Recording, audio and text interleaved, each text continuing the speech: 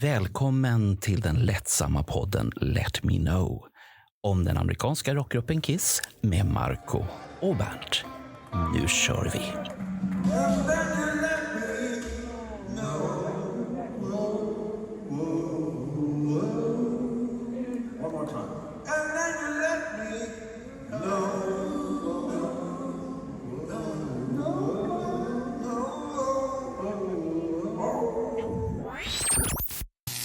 Hej och välkomna. Ni vet ju redan vart ni har hamnat. Ni har hamnat i Let Me Know där vi har lättsamma samtal om Kiss och allting som rör Kiss på ett eller annat sätt.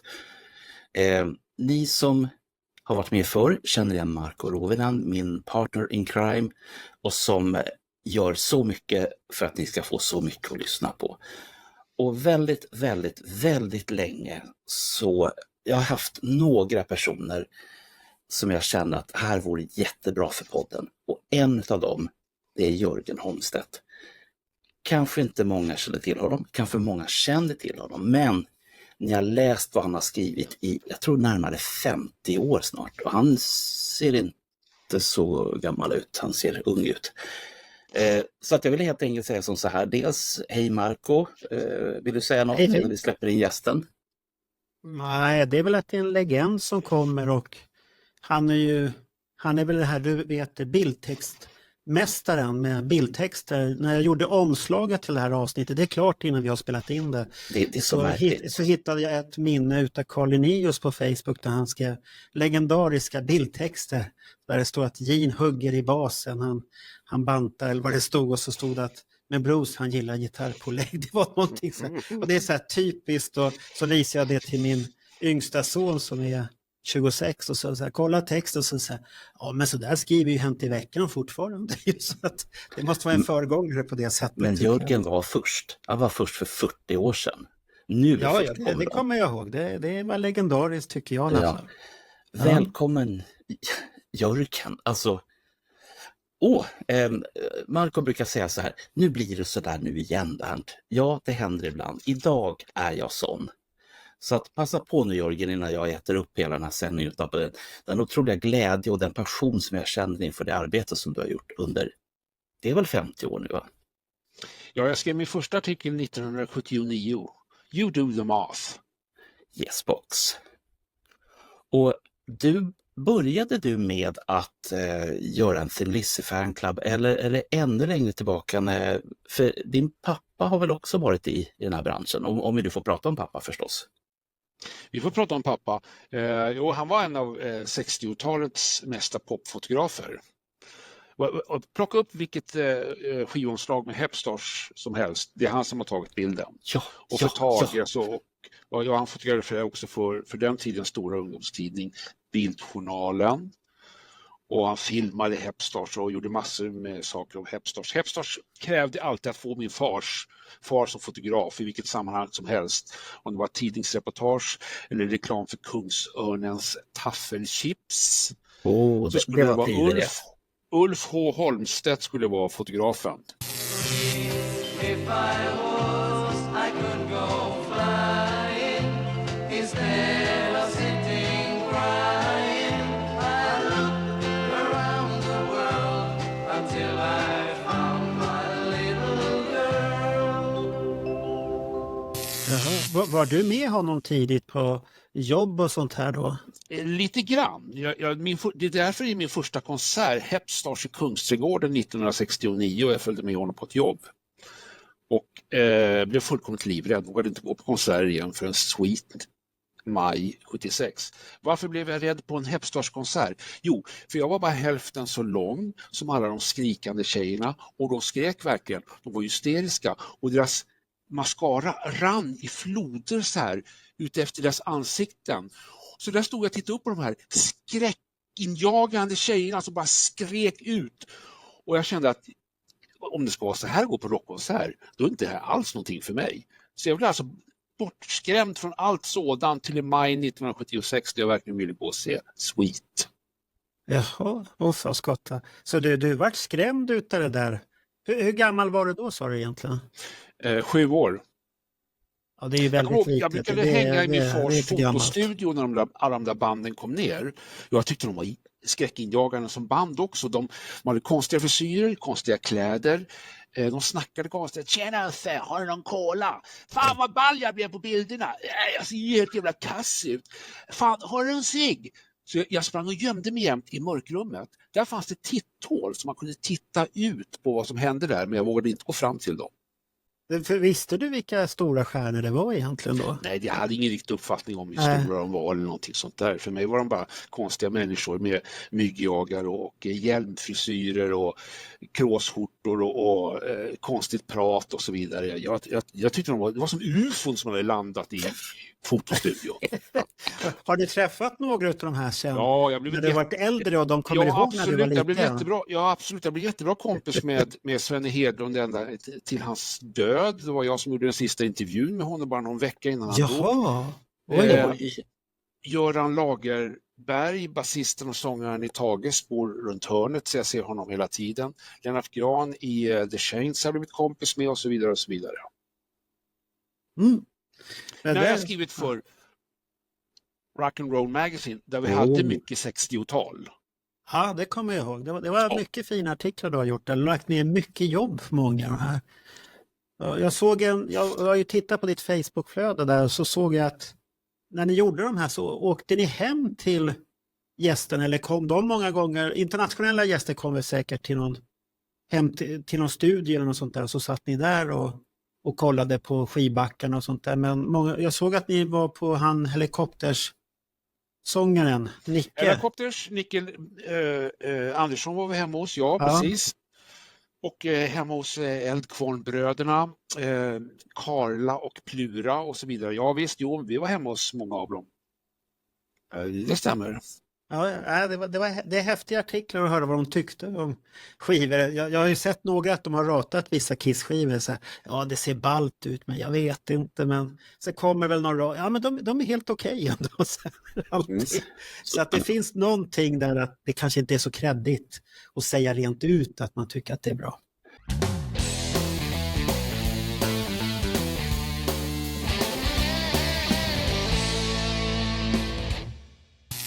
Så rock'n'roll-tidningen, det är en av alla tidningar du har skrivit för. Och du hade skrivit ganska länge för rock'n'roll medan tidningen fortfarande fanns. Ja, jag var med från början till slutet, 12 år.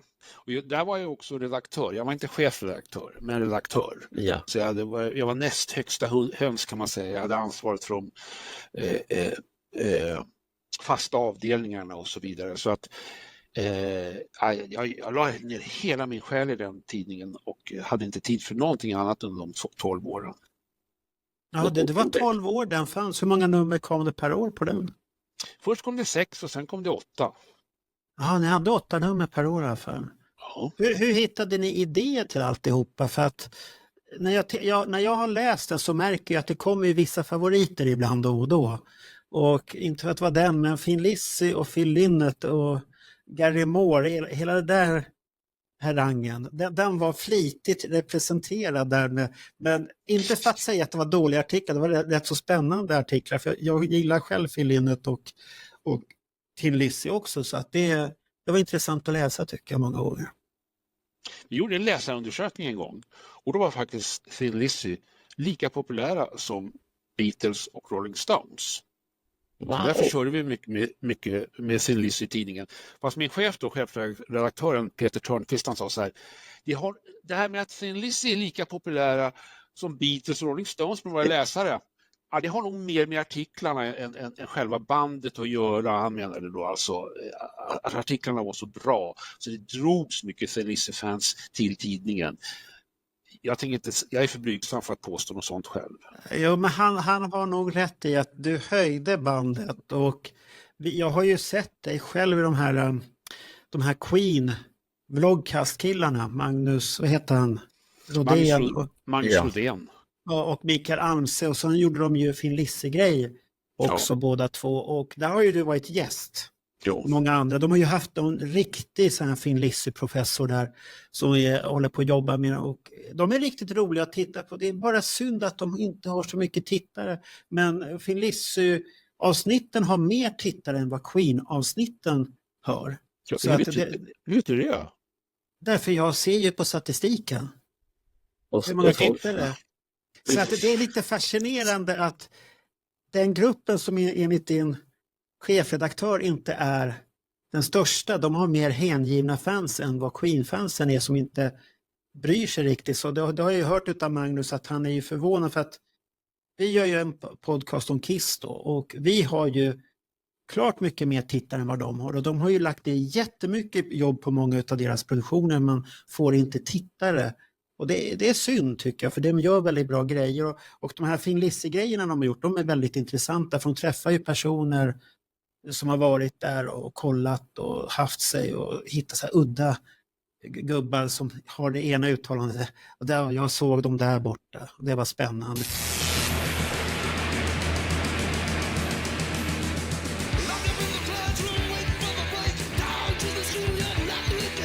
Här sitter vi i Borgholm och njuter och minns tillbaka till det är nämligen 40 år sedan Thunder and Lightning och Thin Lizzys avskedsturné i Skandinavien och Sverige. De hade ju en ny skiva ute och turnén gick ju jättebra. Ja. Så man tyckte det var lite konstigt att ska ni verkligen lägga av? Phil Lynott ville ju inte alls upplösa Thin Lizzy. Han var i så pass dåligt skick och kämpade så mycket med sina beroenden att han hade behövt ta en timeout på ett par år. Och Missa nu inte detta för alla gitarriff i världen när jag pratar med två av Sveriges största Thin Lizzy-experter. Och du hör det här på Thin Lizzy Sweden, på Facebook eller på YouTube. Thin Lizzy har en ovanligt hängiven fanskara i Sverige än idag. Phil Lynott är den enda som har 2 stycken återkommande hyllningsaftnar i Sverige. Runt den 4 januari då han dog har de Kings Call här i Stockholm. Ja just det, den har varit på Slakthuset Den har varit på olika ställen i 20 år nu. Alltid utsålt. Och runt den 20 augusti då Phil Lynott föddes så har de Philomania.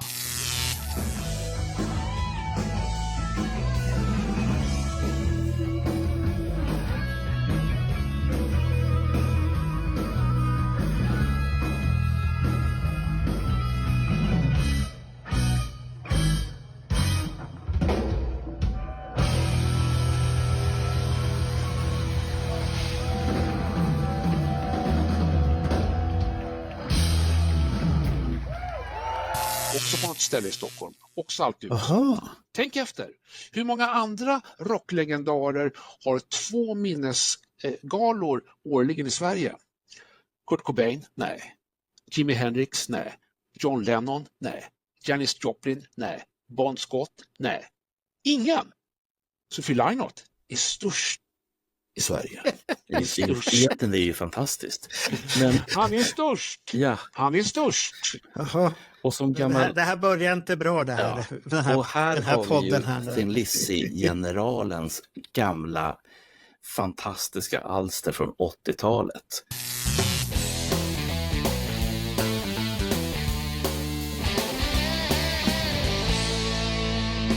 Till Sweet 1976 på Gröna Lund, en konsert som både du och jag delar.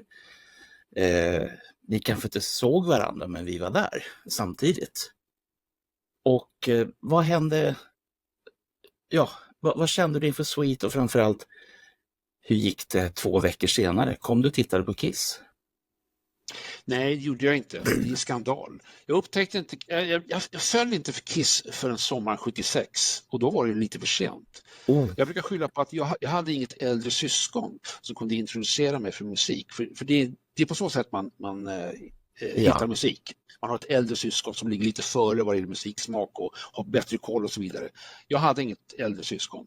Mina kompisar hade äldre syskon och på så sätt upptäckte jag Kiss sommaren 1976 med Destroyer och så hade de också Kiss Alive och så vidare. Så då blev jag Kiss-fan. Men det var ju 1 eller 2 månader för sent för att se dem på Grönan. Och sen kom de inte hit på 4 jävla år. Men när de väl kom hit 1980 då såg jag dem både i Stockholm och Göteborg. Ja, okej. Då har du gjort premiär samma år som jag då? Ja, och 1980. Och sen såg jag dem alla de andra åren också då, 83, 84, 88 och så vidare och så vidare. Har det varit i yrkesmässig roll då eller har det varit där som privatperson och fan? Både och. Här är jag fanclub, det är ett fanzine som jag och mina kompisar gjorde. The Hammer. Hammer, Ja, den kommer jag ihåg. Kiss. Ja, titta. Det här är alltså min första Kiss-intervju med Gene Simmons och till viss del också Paul Stanley under Lick It Up-turnén. Kolla. Flickor insmorda i choklad. Jag kan Gene räkna ut. Gene Simmons föredrar sina brudar serverade på ett speciellt sätt och han drar sig inte för att sätta tänderna i dem. Varför detta då? Jo, för att under intervjun med Gene Simmons som jag och Anders Tengner gjorde i Göteborg så kommer Paul Stanley efter ett tag och sätter sig vid bordet och då säger han, då har han med sig en chokladkaka, Marabou mjölkchoklad 60 gram som han delar med Gene Simmons. Och jag skriver här artikeln, jag tycker det är så rörande att se de två gamla kamraterna broderligt dela på en chokladkaka efter alla dessa år. Och då säger Gene Simmons så här, god, den skulle man kunna smälta ned och smörja in flickor med. Och sedan slicka upp chokladen. Punkt. Det var min första Kiss-intervju. Titta, oj. Det året känner jag igen. Det är 83 va? Ja, den bilden tog jag också. Han pekar in i kameran, Vincent. Ja, det är du som har tagit den bilden? Kolla vilken det är bra bild. riktigt fräckt. Den här mannen vet hur man tar bilder och det har han gjort länge. Jag bråser lite på min far. Så Får det jag var bara det fråga första. om den där tidningen som du hade där. Fick ni ut, var sålde ni den någonstans? För jag har för mig att jag har sett den på antingen Heavy Sound eller på 55ans skivbörs. Kan de ha haft den tidningen? Ja, framförallt Heavy Sound. 55ans skivbörs är jag osäker på. Men mest sålde vi den via postorder. Ja, men då är det Heavy Sound jag har sett den Heavy på. Sound där sålde vi jättemycket. Ja, för där har jag köpt den och tyckte att det var spännande. Det är nästan med att ha den tillgänglig på Heavy Sound. För där gick ju alla hårdrockare 83-84. För de hade ju monopol nästan på hårdrock, Heavy Sound. Ja, sen upptäckte man Sankt Eriksgatan som var mycket, mycket bättre tyckte jag. Men en Heavy Sound. Marco var ingen riktig vän av Heavy Sound. Och... Men Sankt Eriksgatan hade inte mycket i hårdrockväg att erbjuda 83-84. Det kom. Men de hade ingen Japan-import och import från alla olika länder sånt där som Heavy Sound hade. Nej, då fick man offra sig. Ja, precis. Ja. Men om man går tillbaks lite grann i tiden här. Både du och jag höll på att kämpa med fanklubbar under en ganska lång tid. Hur började din resa in i fanklubbsvärlden och hur länge och vilka fanklubbar har du varit inblandad i och sådär? Jag lärde ju känna Olle Östergård som skötte Status Quo Fanclub och det var där för hans tidning som bara hette Status Quo, det var där jag skrev min första artikel 79 om Status Quos B-sidor. För de hade B-sidor som inte låg på album. Så jag skrev en artikel för honom och han publicerade den och så pratade lite om hur han skötte sin fanclub och hur man gick tillväga och så vidare för att jag var väldigt sugen på att starta en för Thin Lizzy. Och då sa han att du ska snabbt prata med Robert Hultman på skivbolaget Polygram för det är han som ger tillstånd för en fanclub att bli officiell då. Thin Lizzy tillhörde ju också det skivbolag liksom Status Quo. Och Kiss lite senare, det var väl det övergången där från EMI till Polygram för Kiss del tror jag runt den tiden 79-80. Och Robert Hultman godkände att jag fick göra en dummy. Jag gjorde en provtidning och ritade upp ett medlemskort och la upp vad alla skulle få och så vidare och vad det skulle kosta. Och han godkände det rakt av och så var jag igång. Men var man tvungen att få ett godkännande? Nej, man kan starta en inofficiell fanclub. Absolut, det är det måste göra. Men jag tänkte så här att det är väl bäst att vara officiell för då får man säkert tillgång till gruppen och promotionbilder och allt möjligt. Jag förstod att det skulle hjälpa till och det gjorde det ju. Jaha, du tänkte redan så stora planer? Redan då? Jag känner igen sådana tankar väldigt väl. Alla vi så kallade fanclubspresidenter resonerade väl på samma sätt att vi tar hjälp av skivbolaget. Du gjorde ju också det, Bernt. Jajamän. Och det hjälpte ju till på, jag menar dels var det en dörröppnare och dels när man, för att, jag menar på den här tiden, det var ju ingen av oss som hade några pengar överhuvudtaget. Jag vet ju när Kiss låg på EMI och så kom jag upp dit och han som var Robert Hultmans motsvarighet, Benkeberg, han sa det, nu är du Bernt, nu har vi fått diabilder på Kiss. Kan jag få dem? Nej, för fan, vi har en var. Du kan få låna dem i en vecka om du lovar att komma tillbaka med dem. Ja. Och då tänkte jag, hur fan ska jag kunna få till det här? Jag fattade ju ingenting om diabilder eller någonting sånt. Så att jag tog med dem till en fotobutik. Så som det här är inga problem, det här gör vi ju förstorningar utav. Och så kan du ta förstorningarna och så kan du ha dem i fanklubbstidningar. Sagt och gjort. Och så lämnar man tillbaka dem och sen kom det nya. Och så, ja, och så där höll det på. Och jag misstänker att det var ungefär samma sak för dig och Thin Lizzy. Robert sa, här har du en trave med bilder. Gör vad du vill med dem. Ja, precis.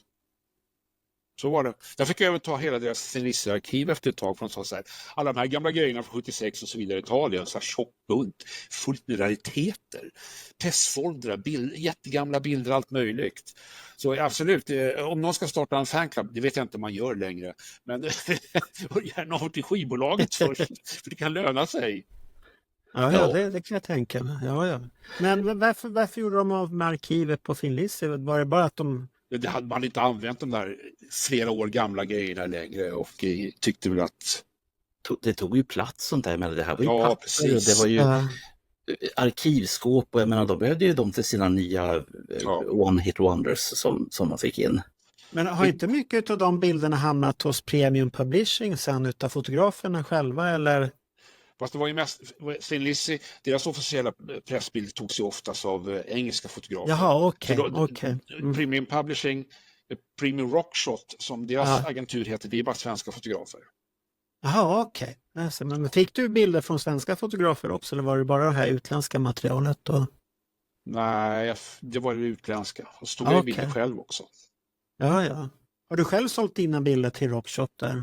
Premium Rockshot? Nej, det har jag inte.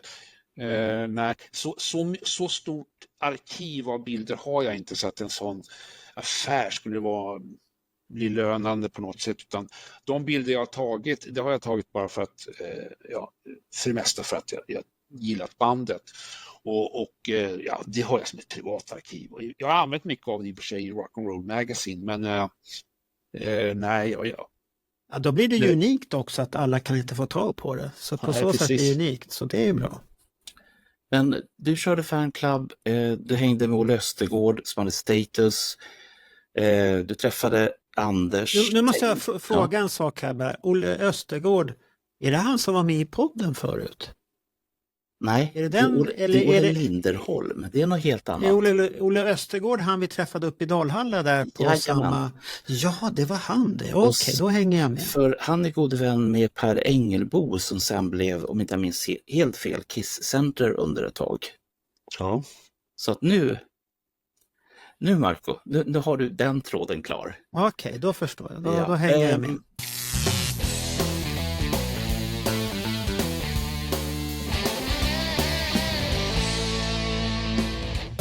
Någonstans här så träffar du Anders Tegner.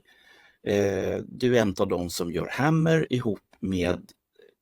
Ja, det är väl innan... Hammer blir väl Rocket sen, eller hur? Ja, precis. Och då hänger du med Rocket, den kommer ut ett tag. Och sen går det som det går för den. Finns det något att berätta från Rocket Hammer-tiden och sen kommer det till Okej eller... Ja, du får berätta din historia. Jag började hade redan börjat skriva för Okej när Tegner och kompani började göra Rocket. Så jag förblev lojal med Okej. Jag gick inte till Rocket. Jag fortsatte skriva för Okej. Så under det här året de gjorde Rocket, jag var inte involverad i Rocket alls. Jag var Okej. Okej? Var det bara ett år de gjorde Rocket? Ja. Innan den försvann helt och hållet. Är det 4 eller 3 eller 4 nummer och sånt där? Ja, de var väl nästan månadstidning så det blev nog... Det första kom i november 84 och det sista i januari 86. Så det blir 13, kanske 14 månader. Och då gjorde de 12 eller 13 eller kanske 14 tidningar. Ja, då var inte jag trogen så väldigt länge till den tidningen, märker jag här nu efteråt. Här. Ja, Jag kommer ihåg de 6 första numren och sånt där, men inte mer. Jag tyckte att kvaliteten kanske sjönk eller något sånt där, jag vet inte. Någonting hände. Det gick inte runt för dem helt enkelt. Och då var det liksom återklivet tillbaks in i okej. Och någonstans här så finns det en historia som du har berättat för en kille som vi intervjuade för inte så länge sedan, Melker Becker, som gjorde en dokumentär där du var, jag vill påstå nästan, om inte huvudperson så näst huvudperson i alla fall. Och vi intervjuade honom väldigt mycket och för inte så länge sedan, framförallt om den här dokumentären om Vinnie Vincent. Men vi berörde ju även så att säga okej-tiden.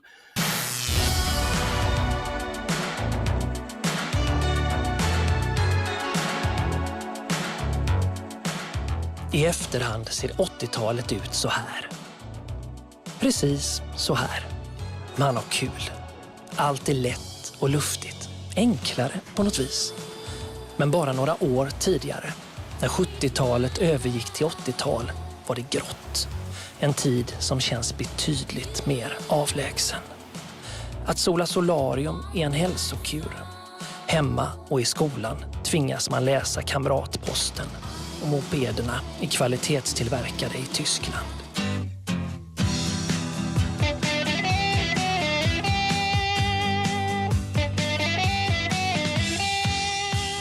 I den här grå vardagen sitter den unge brevbäraren Jörgen Holmstedt och gör den egna fanclub-tidningen Thin Lizzy News.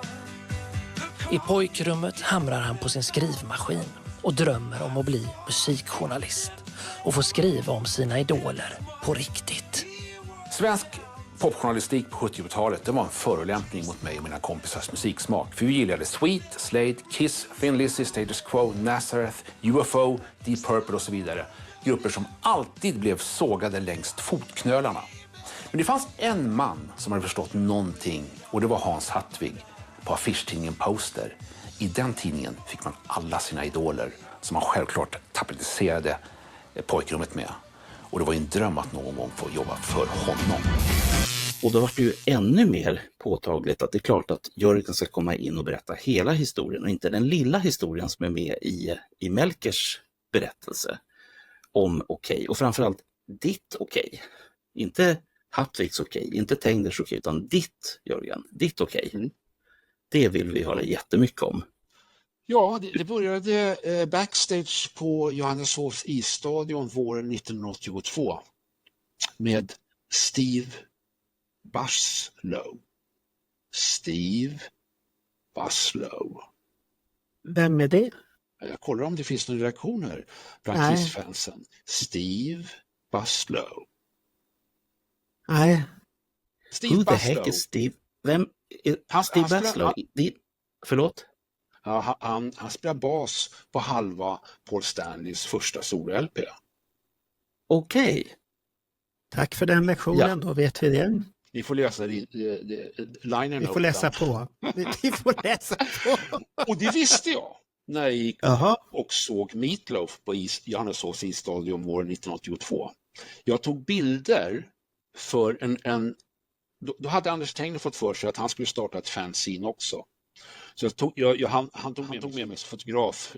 Jag var en av få i kompisgänget som ägde en riktigt bra kamera. Som jag såklart hade tagit av min far, fotografen. Så jag fotograferade flera konserter och efteråt så gick vi backstage. På den tiden var det så att det fanns ingen security eller någonting. Hade man ett backstagepass, då var det bara att trava in. Så jag gick in backstage och snackade lite med Meatloaf som satt och höll låda. Men jag var ju mest intresserad av Steve Buslow, för jag visste ju det är basisten från Paul Stanleys soloskiva. Så jag stod och pratade med honom, ingen annan brydde sig om honom. Och han visade sig känna hela Kiss-gänget och hängde med dem fortfarande och visste allt vad som pågick. Så han berättade, det här var alltså våren 1982. På den tiden visste man inte mycket om vad som hände med Kiss. Det var fortfarande rätt mystiskt var Ace med kvar i bandet. Var han ute? Vad var det som hände? Så Steve Buslow, han berättade att Ace är så nedkrökad. Han kommer aldrig vara med i bandet. Det finns inte en chans. Och så vidare och så vidare och så vidare. Och så tänkte jag, efteråt att det här var ju information som inte riktigt hade kommit på pränt ännu. Det gick Men rykten, men det fanns den ingen här som kunde tiden- bekräfta det. Så jag gick hem och så ringde jag till Hans Hattvig och sa så här: du, jag har nyheter om Ace. Ja, har du? På den tiden Hans ville allt om Kiss. Det var inte så lätt för honom att få tag på någonting om Kiss i varje nummer. Ja, då skrev en artikel sen. Så gjorde jag det. Det här är min första publicerade artikel i en riktig tidning då, som alltså inte är fanzine. Här. Wow. Är det från 82 den artikeln då? Det är alltså då nummer När kom den ut? 82? nummer 1982. Ja, då är det väl våren eller något sånt där va? Ja, det är vårvinter kan man säga. Ja, så Och, att är det efter deras... Nej, det är före pressrelease-resan måste det vara väl? Ja, alltså Creature of the Night är inte inspelad här nu. Nej, just det, ja. Utan det här är då, jag tror att det är nog februari 82. Så jag skrev ner allt som Steve Barslow sa i en artikel och det blev en hel sida i tidningen. Så här i efterhand så kan jag tycka så här att det kanske var lite taskigt av mig att skriva ner allt det här som Steve Barslow sa till mig i en artikel, för att han trodde ju inte att jag gjorde en intervju. Det var ju ett mer förtroligt samtal mellan oss. Men jag tänkte inte längre än så. Och det har ju visat sig att allting som stod i artikeln, det har ju visat sig senare att det var ju sant att Ace var nedkrökad, att han aldrig mer skulle komma tillbaka till Kiss, att de tyckte att han var hopplös och så vidare. Så att ja, jag blev väl lite skvallrig reporter där, men Nämnde du hans namn i artikeln? Då? ja visst, Han står där att du har... Ja, okej. Men du fick Vet han om den artikeln? Nej, vi har aldrig träffats igen. Ja, det kanske fanns en orsak där. Han var alltså basist i Meatloafs band, borde jag kanske påpeka. Ja, jo, Ja. Men Jag har jag satt och förstått, tänkte, men var inte Bruce Kulick-bröderna med utan Nej, den inte versionen? då. De var inte Var med det längre. tidigare version de hade varit med i? De var med i en tidigare version. De var ja. tidigare. Vilken ot, annars hade du haft ännu mer Kiss-gubbar Ja. där som hade varit häftigt. Men det är kul att du säger det.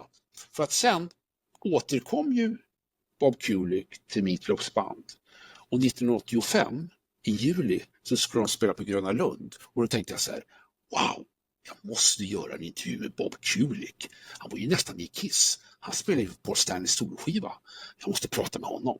Så jag pratade med honom. Och då har vi kommit fram till nummer 14 1985.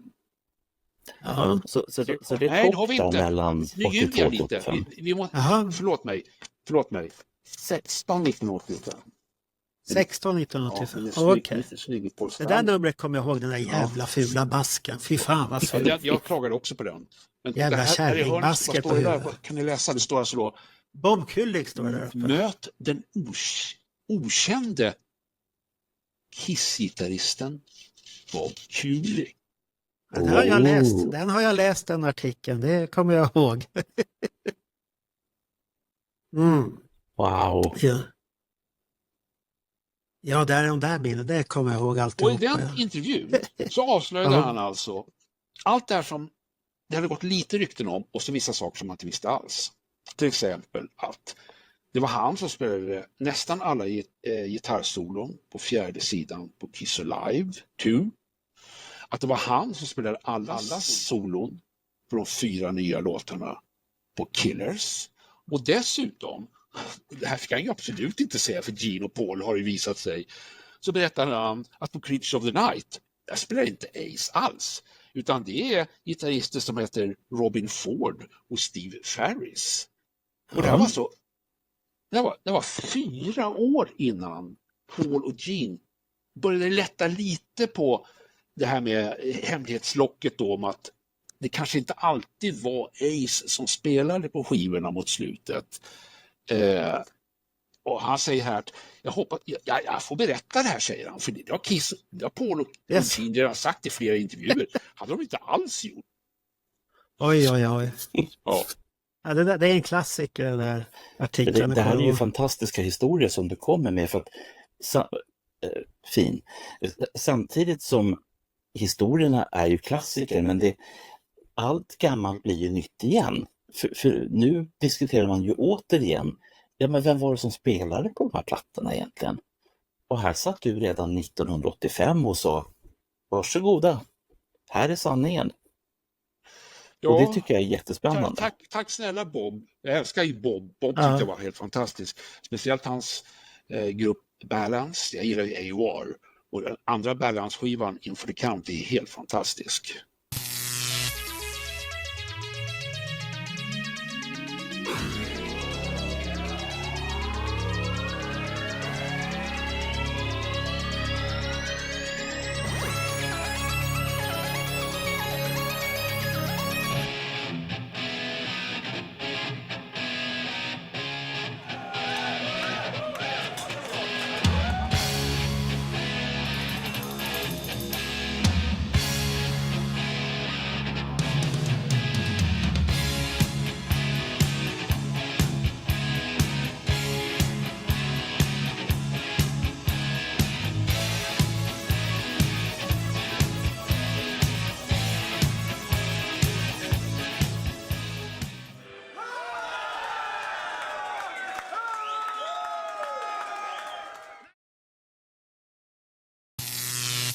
Tyvärr, det sista gången jag träffade honom så var han inte så här jätterolig. Han var sur på någonting och jag vet inte vad det var riktigt. Och det var 2018, Indie Expo där. Jag har förstått att han blev lite bitter mot slutet. Jag har inte riktigt förstått varför. Ja, han mådde ju inte bra för han hade ju någon sjukdom och sen dog han ju. Och vi har aldrig fått reda på riktigt vad det var, men han såg ju väldigt mager ut så att det var inte, han mådde inte riktigt bra där på slutet. Men han gjorde ett fruktansvärt bra uppträdande på Indie Expo och det har jag väl sagt ett antal gånger på podden där när man stod längst fram och fick höra All American Men, då ryste jag och mådde så himla bra. Och det såg ju den mannen att här är någon som är lycklig. Och jag var jättelycklig när jag stod där framme.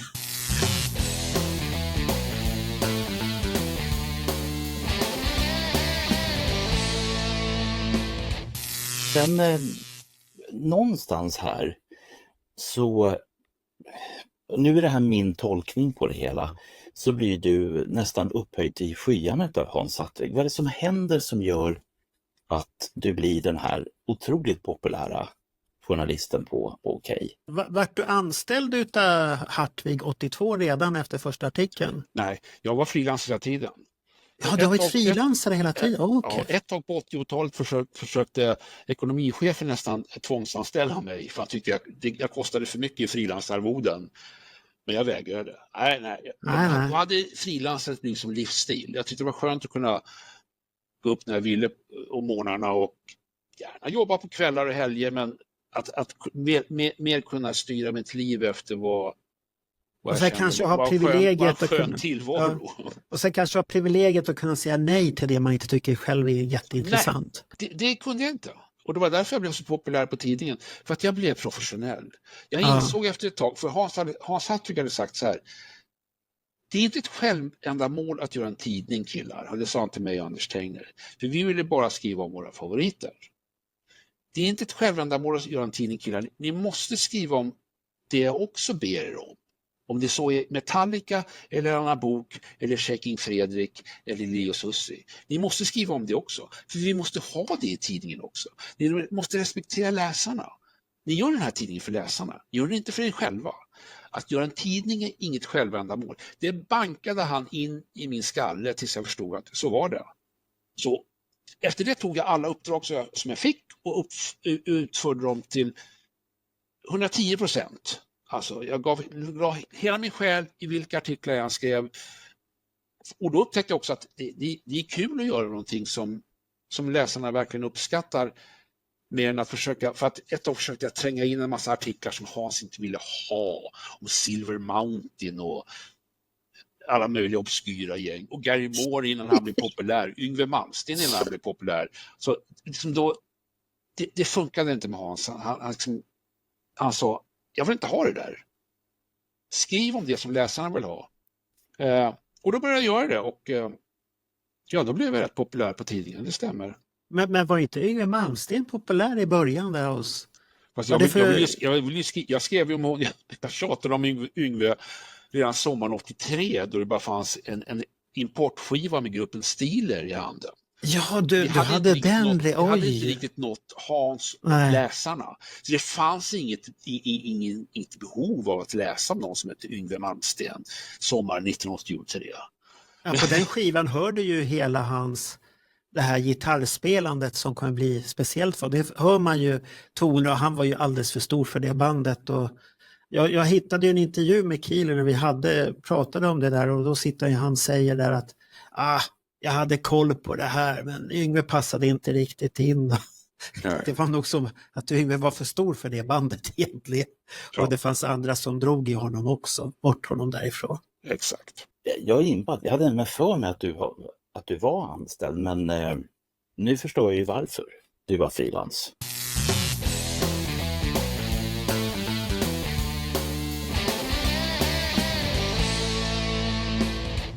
Hur pass länge var du kvar på Okej? Hur länge skrev du? Och vad finns det liksom från de här åren att berätta mer än de här dunderartiklarna som du faktiskt har skrivit?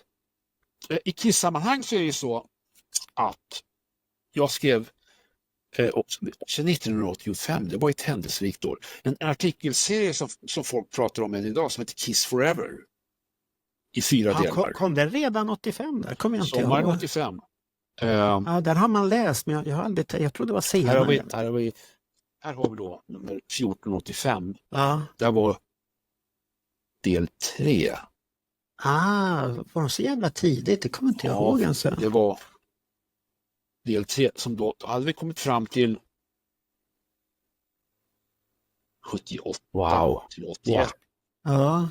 Och det var då alltså en artikelserie som sagt i 4 delar.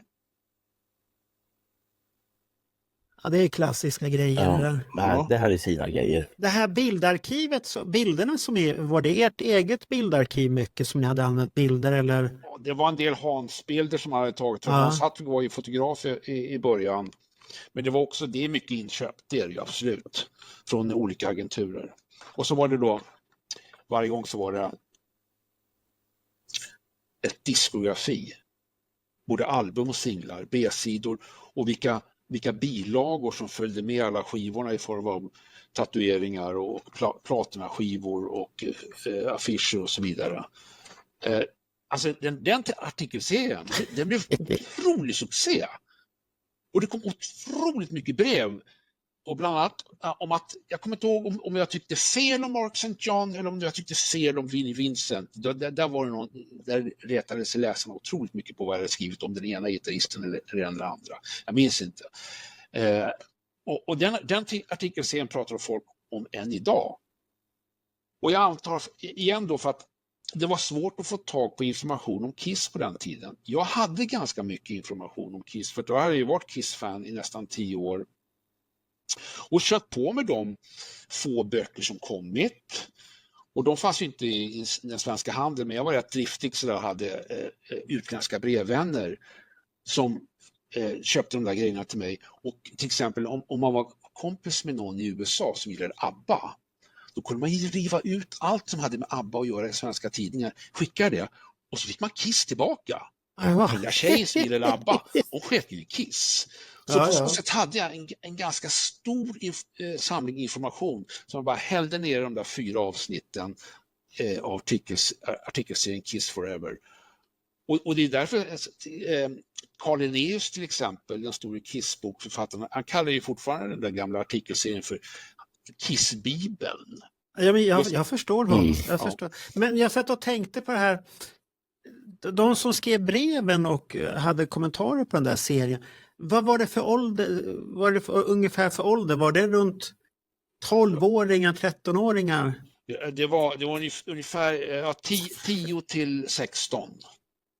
Kan det vara de som upptäckte Kiss vid Animalize och det? Creatures, Lick It Up, Animalize. Generationen som inte hade den här informationen riktigt vad som hade hänt. Ja, det tror jag. Med bandet. Och absolut. Inte fått, som jag har ju själv fått informationen, den versionen som Hartwig gav utav bandet i poster då, om man säger så. Och sen läst någon amerikansk bok som var väldigt konstig också. Och så, man hade ju lite information och fått information via utländska tidningar. Så att jag kommer ihåg artikeln och man läste den och den var intressant, men den satte inte de spåren i att det var Bibeln för mig riktigt det där. Men det kanske är de här yngre fansen som upptäckte Kiss precis då. Ja. Animalize-generationen som vi brukar kalla den för där då. Så det är lite häftigt egentligen Ja, att de jag tror kommer det var- där. Kiss fick ju ett väldigt uppsving i Sverige 1983 Mm. med Lick It Up som sålde guld i Sverige. Och guld på den tiden var minst 50 000 exemplar. Och så kom de ju till Sverige och spelade bland annat på Johanneshovs isstadion. Det var nästan slutsålt. Och så var de med i tv också ett par gånger. Så att där kom ju ett riktigt uppsving för Kiss efter att det hade dalat lite under Unmasked och The äldre tiden. Creatures var en jättebra skiva, men den sålde inte så mycket så att det gick guld i Sverige, utan det var med Lick It Up och den låten som den stora riktiga återkomsten för Kiss kom i Sverige. Ja, vi har haft våra diskussioner om Creatures och varför det inte har sålt. Och vi har ju märkt på Spotify till exempel när Bernt gjorde en analys att enligt fansen, vi som är riktiga fansen, då är ju Creatures och Revenge väldigt högt uppe. Men tittar man på nya lyssnare som lyssnar till exempel på Spotify och så, då är de inte, det är inte många lyssningar på de skivorna som vi tycker att det här är de riktiga grejerna. Då är det som du säger Animalize, Lick It Up och det där och Heavens on Fire, I Was Made for Loving You som lyfter bandet, och det är bara att falla på knä och acceptera det och inte göra så mycket väsen av det. Men samtidigt så tittar man på Creatures of the Night när den kom 82, så är det ju ett fruktansvärt bra år med skivor. Och komma i den smältdegen, det är inte lätt alltså. Och det var ju samma 83 också, det är ju fruktansvärt. 82, 83 och 84, väldigt häftiga år vad det gäller hårdrock och musik överhuvudtaget som kom ut den tiden. Mm. Så det är inte lätt på det sättet. Och Kiss hade väl hjälp att de tog av sig sminket 83, får man väl nog säga ändå. Och sen den här... Det gav ju enorm uppmärksamhet. Ja. Och sen den här... De såg ju bra ut under sminket också. Men för att alla hade ju fått för sig att de ser för jävliga ut. Det är därför de har smink. This is a really big moment. After 10 years together, exclusively here on MTV this evening, we are going to see Kiss without their makeup for the very first time. Vinnie Vincent, lead guitarist and co-writer of many of the songs on the current Kiss album. Eric Carr, drummer, has been with the band since 1979. And Kiss is, by the way, the very first band that Eric has ever been with. Paul Stanley, rhythm guitarist and lead vocalist. Paul is a co-founder of the group. Gene Simmons, bass, also co-founder of Kiss. He is the fire-breathing, blood-spitting monster of Kiss. Welcome, you guys. This is amazing. Och så här. Ja. Men under de här åren nu, för nu är vi på 85, hur länge var du kvar på Okej som journalist? Den sista artikeln skrev jag hösten 2005 om det finska bandet Nightwish. Nightwish, ja, precis.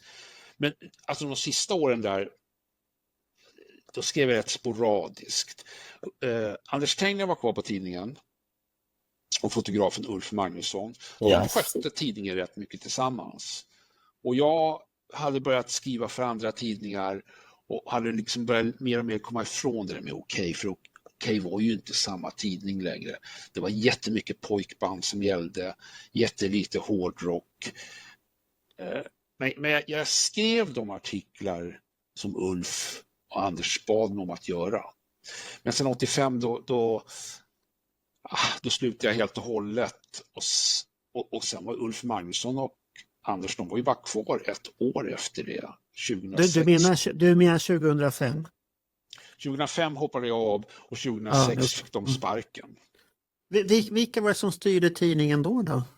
Då hade den köpts upp av förlaget Egmont som bestämt sig för att få monopol på all barn- och ungdomslitteratur och tidningar. De köpte upp allt för att de ville ha allt. Och jag tror att det var ett dåligt köp av dem, oavsett vad de gav för Okej. För den levde bara i 5 år till till 2010 och de sista åren levde den ju en väldigt tynande tillvaro. Jag tror det var en förlustaffär. Ja, de försökte ju komma, men det fanns ju inget intressant i det längre överhuvudtaget. Och jag kommer inte ihåg ens en gång att jag slutade nog där tidigt 90 att köpa den där tidningen överhuvudtaget. Innan dess köpte jag den troget och läste, men det vart väl mer sporadiskt för att jag har ju själv varit originalare för Okej. Det var ju så jag började min reklambyråkarriär och jag jobbade ju på Karlbergsvägen hette den. Ni låg ovanför Nordisk Mediaservice, låg precis en trappa under er. Och jag kom dit och jag var ung och så kom jag ihåg att killen sa, du ska göra originala. Det är en jättejobbig kille det här. Det kommer komma en jättejobbig gubbe. Han är skitjobbig. Han är tysk. Jaha. Och sen kommer han ner och jag ser vem det är. Jag vågar ju inte säga att jag är ett jättestort fan eller någonting. Jag ser ju att det är Hartvig, jag känner ju igen honom. Och han kommer med sin tyska. Jag kommer ihåg när han hade gjort några nummer så säger han till mig så här, du förstår det här, du är lättjobbad, du förstår det. Ja, står man där. Och tyvärr gick det väl Nordisk Mediaservice sen i konkurs där efter ett tag då.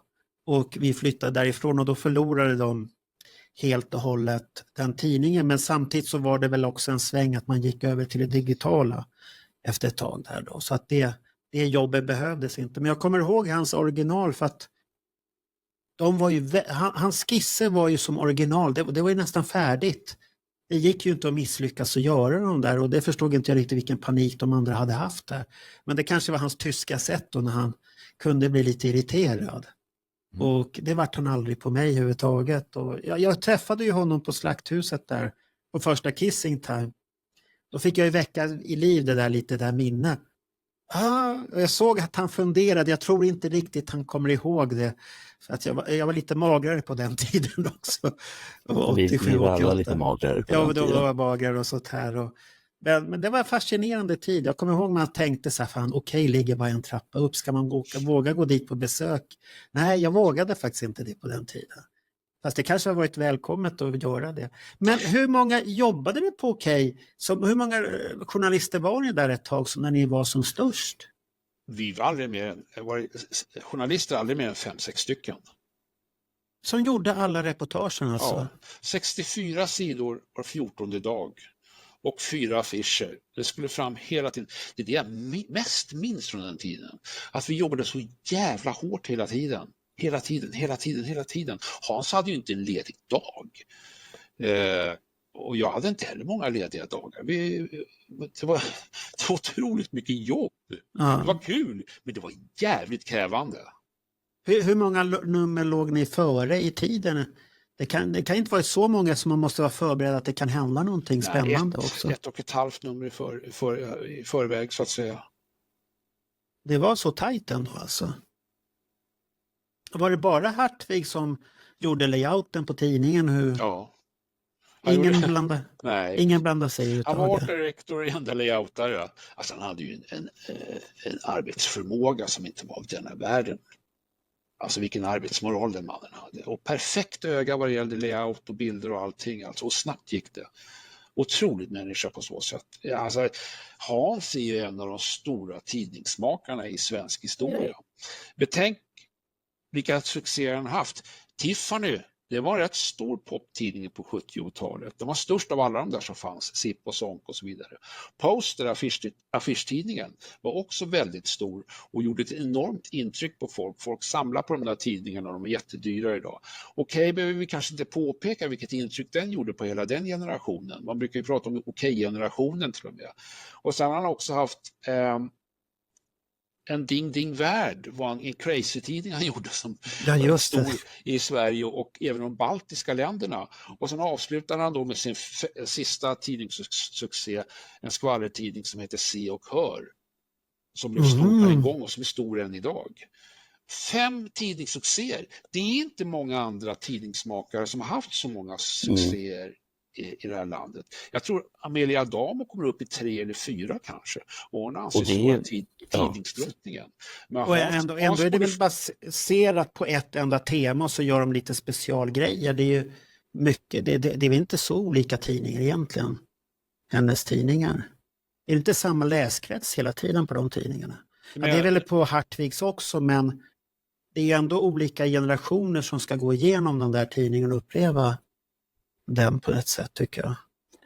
Jag kan ju bara säga som var med och smyghängde hos Hartvig på 70-talet när han gjorde Tiffany och precis i övergången mellan Tiffany och Poster, att han var ju makalös redan då när det gällde idéer överhuvudtaget. Och det som han kunde göra med layout på den tiden med skalpell, gnuggisar, vaxat papper. Fan vilka underverk han kunde göra då. Och jag kanske inte följde honom lika bra på Okej-tiden, men jag har ju sett och framförallt så har jag hört hans diskussioner om att det inte skulle finnas en enda gnutta vitt på någon sida överhuvudtaget. Och jag för mig att både du, Jörgen, och även Lars Berander var tvungna att hitta på bildtexter som alla andra tänkte, men vad fan? Ja, de här bildtexterna, de måste vi prata om här nu. Det är ju ett eget kapitel, tycker jag i alla fall. Det är svårt här att få se. Här finns några av hans skisser, men de blir inte bra i... Är det okej boken? Men jag kan lägga in dem och ta en bild och lägga in. Titta där.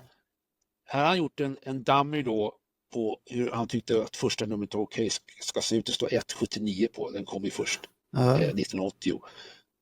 Det är väldigt noggranna skisser. Men så där såg de ut, de där hans skisser. De kom ner till mig. Det var ju som ark som kom ut så där faktiskt. Christine Simmons. Ja, de kommer jag ihåg. Vad han säger här då? Jag ligger med unga tjejer. Ingen är äldre än 14 år. Fy fan. Och så vidare. Han var ju fantastisk, Hans, på så sätt. Absolut. En riktig tidningsmästare. Hur löd frågan? Ja, de här bildtexterna, de är ju legendariska. Hur kom de till och accepterade Hartvig från början ditt sätt att skriva bildtexter? Ja, det gjorde han. Bara det blev bildtexter. Ja, så läste han dem inte. Jo, det gjorde han. Alltså, Okay. Det är kul att... Det är kul att folk fortfarande pratar om de här bildtexterna, för det betyder att de har någon sorts värde som gör att det sitter kvar i folks medvetande. Så här var det ju att, och alla som har sett ett Okej-uppslag vet ju då att det var en så kallad ingångsbild som var stor och så låg det massor av bilder runt den.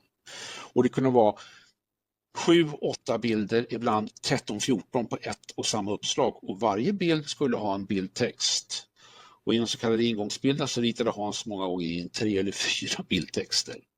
Så där, och den enda som han visste ställde upp på att skriva bildtexter, det var Jörgen Holmstedt. För vid det laget hade alltså blivit professionell, vilket innebär att man är en lojal medarbetare som gör det som måste göras för att tidningen ska bli klar. Så jag satt där med alla de där uppslagen och skulle skriva bildtexter. Bland annat då till de artiklar som Lars Berander hade skrivit. Han satt i Göteborg. Så han kunde inte skriva sina egna bildtexter. Och han skrev massor av artiklar. Och ibland fick jag det här uppslaget av Hans. Och så fanns det inte ens en text inklistrad. Det fanns ingen brödtext. Det fanns ingen artikel. Det fanns bara bilder. Skriv 13-14 bildtexter till det här. Det kan kanske vara att Bruce Springsteen var på turné. Och det var olika bilder där han rockade och svettades och hoppade och hade sig. Och när du har skrivit 7-8 bildtexter och du har ingen brödtext att utgå ifrån, då blir du lite desperat och du får lite fantasin skenar iväg i alla möjliga riktningar. Så det kunde bli till exempel att jag kallar dem för Börjes sprängsten i de här bildtexterna, för jag tyckte det var lite roligt.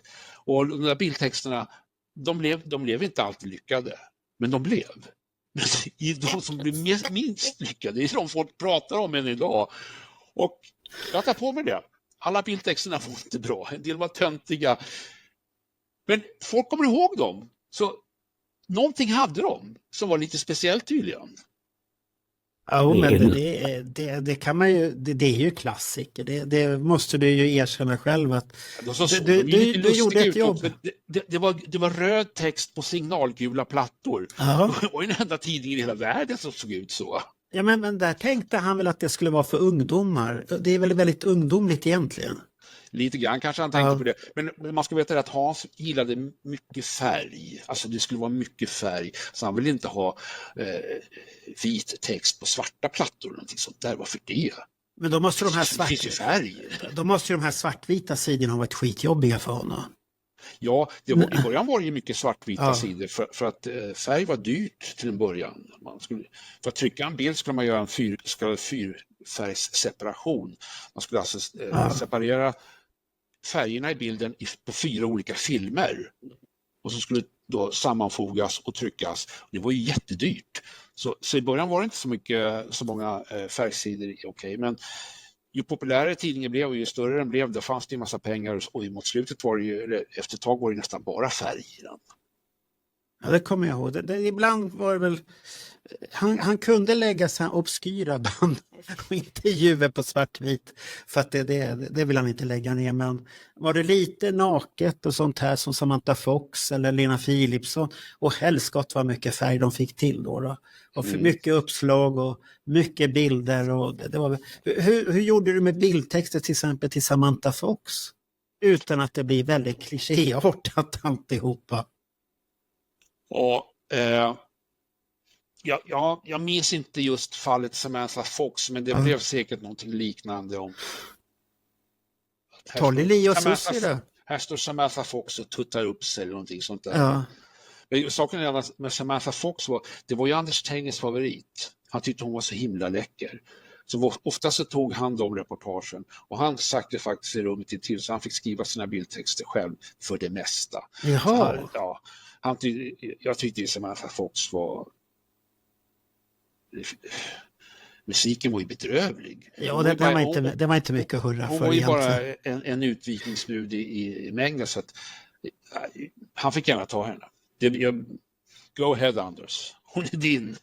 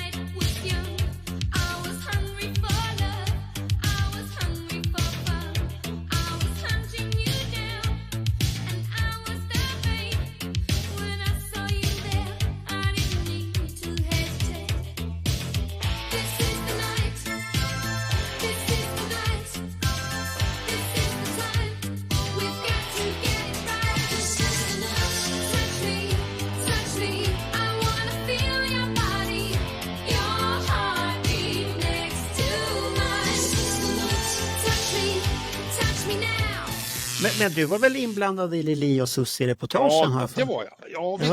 Ja, det var, alltså, de slog igenom 87-88, var jättestora och de var ju otroligt lättillgängliga och ville vara med. För att övrig press fick de inte, de var inte så kallade rumsrena artister, de hade ingen kredibilitet. Så när Okej kom så var de jätteglada över att någon tog dem på allvar. Och vi skulle alltid försöka göra hemma hos reportage eller någonting kul eller någon resa med artisterna till något ställe så det kunde bli speciella bilder. Vi kunde inte göra en tidning där vi bara ställde upp artisterna mot en vägg och fotograferade av dem. Det måste ju vara lite roligare än så. Så jag åkte bland annat till Miami och Bahamas med dem med fotografen Mikael Johansson. Tog massor av bilder på dem. För då förstod vi också det att där är det varmt. Så där kan man inte ha mycket kläder på sig. Där kan vi få lite badbilder med bikini och sånt. Däremot fick vi inte fotografera deras tuttar. Nej. Men det här var 80-talet och de var svenska tjejer så de var ju vana att solbada topless. Och det gjorde de i Miami. Vad vi inte fattade var att det var ju förbjudet att visa tuttarna allmänt i Miami. Ja, oj. Vi tyckte folk tittade lite konstigt på dem.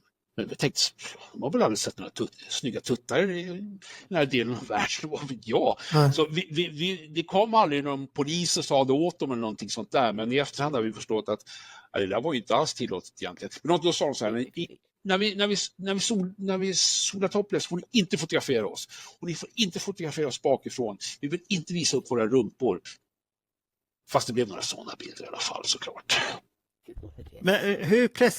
Men vem presenterade idén om att Lili och Susie i Bahamas är ett jättebra idé? Hans Hartvig. Jaha, det hade Efter ett jag tag missat. så hade vi gjort så mycket om Lili och Susie på turné och hemma hos och så vidare och så vidare. Så att, vad skulle vi mer kunna göra? Och Hans tyckte de var läckra brudar och tjejerna tyckte att de var som modeideal. Och killarna tyckte att de var läckra, så då tyckte Hans att vi res med dem till ett soligt ställe så vi får lite läckra bilder. Det vet ni väl, killar? Naken hud säljer. Ja, men det har han ju rätt i. Det var ju den perioden. Mitt i vintern åkte vi till Bahamas och Miami. För de var med väldigt mycket. När ni fångade någon artist så var de ju med. Så då måste de ju ha märkt att det händer någonting i skivförsäljning och bokningar och sånt här också. Allt det har ju det ena ger ju det andra såklart. Så visst är det så. Vi hade nytta av dem och de hade nytta av oss, absolut. Visst var det så. Då måste jag bara fråga, finns ju jag vet inte om det här stämmer eller om det är myt det här. Gyllene Tider. Ja. Stämmer det att de låg inte högt i kurs hos Hartvig? Så i början gjorde de ju det, men sen när de skulle släppa tredje skivan, tror jag det var. Jag var inte involverad i det här, men de fotograferades ju då för en artikel i tidningen, eller om det blev flera. Och på någon bild så mäter Per Gessle upp någonting mellan sina två händer. Och så använder vi den bilden. Den skulle användas till en tävling. Man skulle kunna gissa på vad är det Per mäter upp här. Så skulle man vinna någonting som hade med Gyllene Tider att göra. Och sen när alla de där bilderna och artiklarna var tryckta så ringde Gyllene Tiders manager, eller om det var advokat eller om det var revisor, mest revisor tror jag, upp och sa så här till Hans: ja, då ska vi göra upp om vad det här ska kosta då. Och då hade gruppens skiva börjat sälja, den tredje. Även den tredje svåra skivan hade börjat sälja. Och den hette Puls eller vad den hette. Och inför den skivan hade gruppen var lite orolig. Är vi fortfarande populära? Så man var jätteglad över att Okej kom. Sen började skivan sälja och då ville de ha betalt för de där bilderna. Och plånboksjournalistik sysslade vi inte med. Och att komma i efterhand och vilja ha betalt för att gruppen ställt upp på massa bilder, det gick ju inte. Så det skar sig något fruktansvärt mellan Hans Hartvig och den där revisorn. Och reta inte upp Hans Hartvig, det är ingen bra idé. Så han tryckte den där bilden igen då och initierade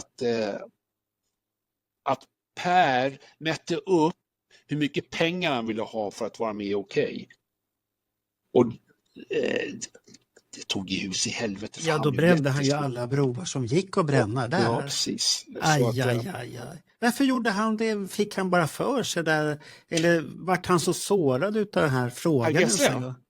Nej, jag vet Hartvig att de skulle ha pengar. Ja, men skitsur i det. Så gör man inte, tycker han. Ja, jag kan ju förstå det som det är ju win-win situation i det hela. Ni tjänar pengar, de får uppmärksamhet, båda vinner på det, så att det blir väldigt konstigt. Jag kan förstå hans tanke på det också. För det har jag aldrig hört. Det är väl om man gör någon specialgrej bara och är exklusiv för den tidningen då i hela världen, då kan jag förstå att man kanske ska ha pengar eller något sånt där. Men inte annars. Men det här resonemang känner jag redan från 70-talet ifrån Tiffany-tiden. Och det står ju också på flera ledare att det finns vissa artister som inte vi gör inte artiklar med dem, vi publicerar inte bilder därför att de vill ha betalt. Så att det här är ju någonting som jag känner igen från den tiden, men jag är förvånad över att det fortsatte längre fram. Per Gessle fick inte vara med i Okej på flera år efter det. Utan det kommer jag ihåg. När Roxette blev populära, faktum är att det var när Okej och Per Gessle blev liksom lite kompisar igen. Det skedde 1986, vilket var året då Hans Hartvig var borta från Okej för att göra sitt filmiska epos gröna gubbar från Yr. Så under tiden hade vi en annan chefredaktör som hette Mikael Jonat. Han var inte involverad i något bråk. Så när han såg att Roxette hade en hit, då ville han ha med dem i tidningen. Och då ställde Per Gessle upp glatt, ungefär som ingenting hade hänt. Och sen fortsatte det där bara och bråket glömdes. Fast folk pratar ju om det än idag, så att jag antar att det är också någonting som har stannat i folks medvetande. Ja, det är väl en av de här storiesarna som har skapat den här girigheten hos det bandet. Jag tror att det är mycket, hela den myten byggs upp på den här historien att de vill bara ha pengar. Precis. Och så har de fått kämpa mot den myten hela sitt liv, stackarna. Ja, Robert Gustafsson gjorde ju en väldigt rolig parodi på Per Gessle om hur snål han är. Och det har väl också spätt på det hela, så att säga. Och den baseras ju också då kanske på den här artikeln och som kommer där. Så att det var en stor grej som hände där ute, man har tänkt på, som gav efter skalv och dyningar överallt sen och påverkade så länge.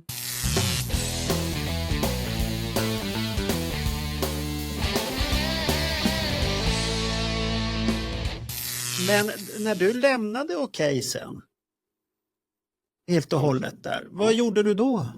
Då skrev jag för Aftonbladet och den japanska tidningen, hårdrocktidningen Burn, och så började jag så smått skriva för det här förlaget Albinsson och Sjöberg, som jag skriver för fortfarande, deras tidning Nostalgia.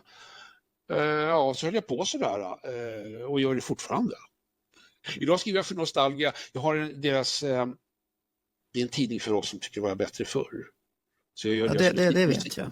Så jag deras musikavdelning som heter Jukeboxen, 4 sidor i varje nummer. Och skriver också för Sweden Rock Magazine. Ja, och det måste jag säga, det är väldigt positivt att du fick komma dit. För det har gjort, om jag säger tidningen har för mig, jag har tappat den väldigt mycket de senaste 10 åren. Jag läser vissa journalister där som jag tycker som är väldigt duktiga, som Carl Linnaeus tillhör, de skriver väldigt intressanta artiklar om nya och gamla band. Och så vart jag glad när jag såg att du kom och din artikel om den här Svenska skivklubben. Det var så mycket nostalgi i den artikeln, måste jag säga. Jag kommer ihåg när de till och med hade geten, den här berömda geten på skivklubben. Man tänkte, vad är det för farlig skiva? Tänk om man hade beställt den på den. Jag vet inte om det var första upplagan eller om andra upplagan på den skivan då, men det hade varit häftigt om man hade varit så tidig, men det var lite för läskig musik då kanske. Ja, precis. Nej, men det var säkert den första upplagan. Den kom ju 84 och det var nog första upplagan. Den är ju värd 25 000 ungefär, om inte mer, i mint skick idag. Så klart man skulle köpa på sig den. Jag har ju aldrig varit speciellt förtjust i dödsmetall och den här typen av sång som heter growl. Så att jag hade ju ingen tanke på att köpa en sån skiva. Har du tänkt på att det finns en koppling mellan deras skivtexter, beskrivning av skivorna jämfört med dina bildtexter? Nej. De är lika klatschiga som dina. De skriver ungefär på samma sätt och det har jag tänkt på efteråt, så att det är lite åt det hållet när de beskriver. Det här är hårt, manglande, du känner betongdammet och allt det här. Och väldigt så här, så man blir så, shit, det här måste vara jättebra. Så man beställt skivan och så kommer den hem. Fan, det här var ju inte bra alls. Men texten var bra. Ja, texten var bra. De var bra på att marknadsföra udda skivor och många udda band som kom fram tack vare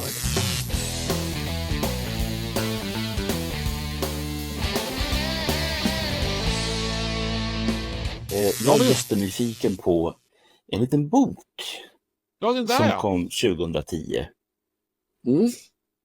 Den där, ja. Precis. Den där. Ja, det är något att hålla i handen när Oscar går. Ja, den köpte jag direkt när den kom. Det kommer jag ihåg. Ja, den har inte gått att få tag på flera år nu, men det kommer en ny upplaga den 22 maj och det är jag väldigt glad för att det är många som har frågat varför den inte går att få tag på. Jag har inte haft något bra svar för den nu, men nu går den ju faktiskt att få tag på alldeles strax i alla fall. Jag gjorde reklam på vår sida. På tackar, den vad bra. Ja. Ja, för att jag tycker att det är en bok som jämt ska finnas i lager. Varför ska den vara svåråtkomlig? Det är en historisk bok, så att precis, varför sälja slut på den? Nej, den blir inte inaktuell direkt, men förlaget var lite svårövertalade där. De sa så här, Jörgen, den är ju sålt i 19 500 exemplar. Hur mycket mer tror du man kan sälja av en bok? Och jag sa, det går att sälja mer. Det finns ett sug efter den. Ja, det finns det. Det är många som har missat den, kan jag tänka. Har den sålt så mycket som 19 000 exemplar? 19 500. Den spräcker ju 20 000-strecket direkt när den nya upplagan kommer. För det finns beställningar på över 500 exemplar redan nu. Och jag har sagt till förlaget, den här har ni inte tryckt upp för sista gången. Det kommer inte räcka med 1000 exemplar. Ni kommer få trycka upp den igen. Men de är lite försiktiga, och det är många som är nu i dessa tider. Det är fortfarande dåliga tider ekonomiskt. Folk har inte så mycket pengar. Men den var ju inte så dyr ändå, tycker jag. Och ändå hamnar man då i ett riktigt nostalgiträsk när man läser den där boken. Det är så mycket minnen. Har ni gjort någon ändring på upplagan överhuvudtaget? Eller är det precis... Nej, det är exakt samma bok. Exakt samma bok. Okej. Det är exakt samma bonusaffisch. Så det är ingenting jag behöver gå och skaffa igen, de andra orden? Nej, det är det inte. Jag tycker den där bilden. Det är fina grejer det där.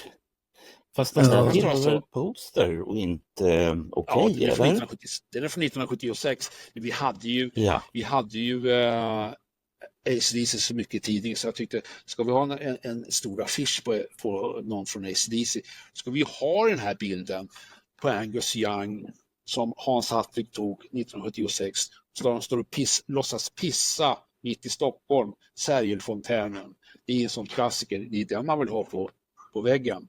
På den tiden hade de här fula löständerna. Ja, just det. Fina grejer. Jag satt och tänkte, får jag bara fråga? Det här tycker jag var lite av en miss. Vem är det? Vem är det? Ja, men det är ju Kylie Minogue. Är det inte det? Precis. Ja, det var det. Titta, jag fick den. Det skulle vara Samantha Fox, tycker jag. Men jag blev nedröstad där. Vart du nedröstad? Varför? Det där var ju hur kunde du bli nedröstad på den? Hon var jävligt het då. Hon var hetare än någonsin, och... Men hon är ju jättehet nu. Alltså hon ser lite katter som helst. Hon är ju blivit ikon. Disco-ikon. Ja, hon är disco-ikon och allt möjligt. Och sen har hon ju blivit regnbåge också, så att män duger inte längre där heller. Så att det har hon ju ändrat på. Men fruktansvärt trevlig. Är hon lesbisk? Jag vet inte om det är både och eller vad det är, så att jag säger regnbåge för att jag har inte frågat personligen. Ja, Samantha Fox är också lesbisk nu för tiden. Det är många som frågar. Ja, det var henne jag menar. Samantha Fox, inte Kylie. Inte Kylie. Det är många som undrar, lurades hon på 80-talet? Var hon lesbisk hela tiden? Jag tror faktiskt inte hon var det. Hon hade en pojkvän. Det kan i och för sig bara vara någon som hon hade vid sin sida. Hon hade ju flera. Paul Stanley var ju där ett tag också. Jag tror möjligen var hon bisexuell, men hon var inte lesbisk på 80-talet. Det tror jag faktiskt inte alls, utan det är någonting som har kommit fram till senare. Ja. Vi säger regnbåge, det är alla färger, alla kombinationer. Right. Så blir det bra. Men jag får bara fråga, får jag bara säga den här boken här nu när ni gjorde den där. Det är Premium som har gjort den. Ja. Den påminner ju väldigt mycket om posterboken i layouten. Ja. Är det samma person som har designat böckerna? Nej, det är det inte. Det är det inte. Jag vet inte om jag tycker att de påminner så jättemycket om varandra i layouten egentligen. Omslagen gör det väldigt mycket. Ja, visst, absolut. Det finns likheter definitivt. Men nej, det är inte samma person. Nej, okej. Men man kan väl säga så här. Båda de här två layoutarna, alltså de var ju väldigt inspirerade av vad Hans Hartwig gjorde. De tittar ju noggrant på det. Så det är väl där den stora likheten finns, att förebilden är det Hans gjorde för båda dessa tidningar, Poster och Okej. Ja, för det har jag sagt förut i podden, att Destroyer, tidningen, vår medlemstidning som gjordes första gången 95, den var inspirerad utav Okej. Den layouten, och sen har jag ju gått ifrån den och gjort mer layout som tidningen Café egentligen, och den passar väl lite bättre nu när vi har blivit lite äldre också, att det är lite mer stilfullt än det här blaffiga, men ibland kommer vissa reportage där man har lite den här, snudda lite vid Hartvigs sätt att se på tidningslayout med de här små bilder som du säger, för det kan vara snyggt att bryta av. Alltså det är bilder som kanske inte säger så mycket, men det är bra om de är med, för de kommer förhöja historien i alla fall. Precis. Kan vi ta en liten titt på 2005? För det var ju då du slutade att skriva för Okej. Ja. Och sen dröjer det 5 år innan boken kommer. Vad hände 2005, tänker du? Bok då? Eller när föds boken? Nej, alltså det var bara, alltså jag kände mig färdig med Okej, som sagt. Det var inte samma tidning längre. Det var pojkband. Och en massa artister som inte jag kände ett dugg för. Å ena sidan var jag ju professionell fortfarande och tog de uppdrag jag fick. Men jag började skriva för en massa andra tidningar för jag tyckte det var dags. Får jag bara fråga där, när lämnade Hartvig skeppet där? Helt och hållet november 1989. 89, okej, det var så tidigt redan. Ja. Jaha, där ser man. Ja, nu får du fortsätta. Jag fick idén till Okej-boken 2008.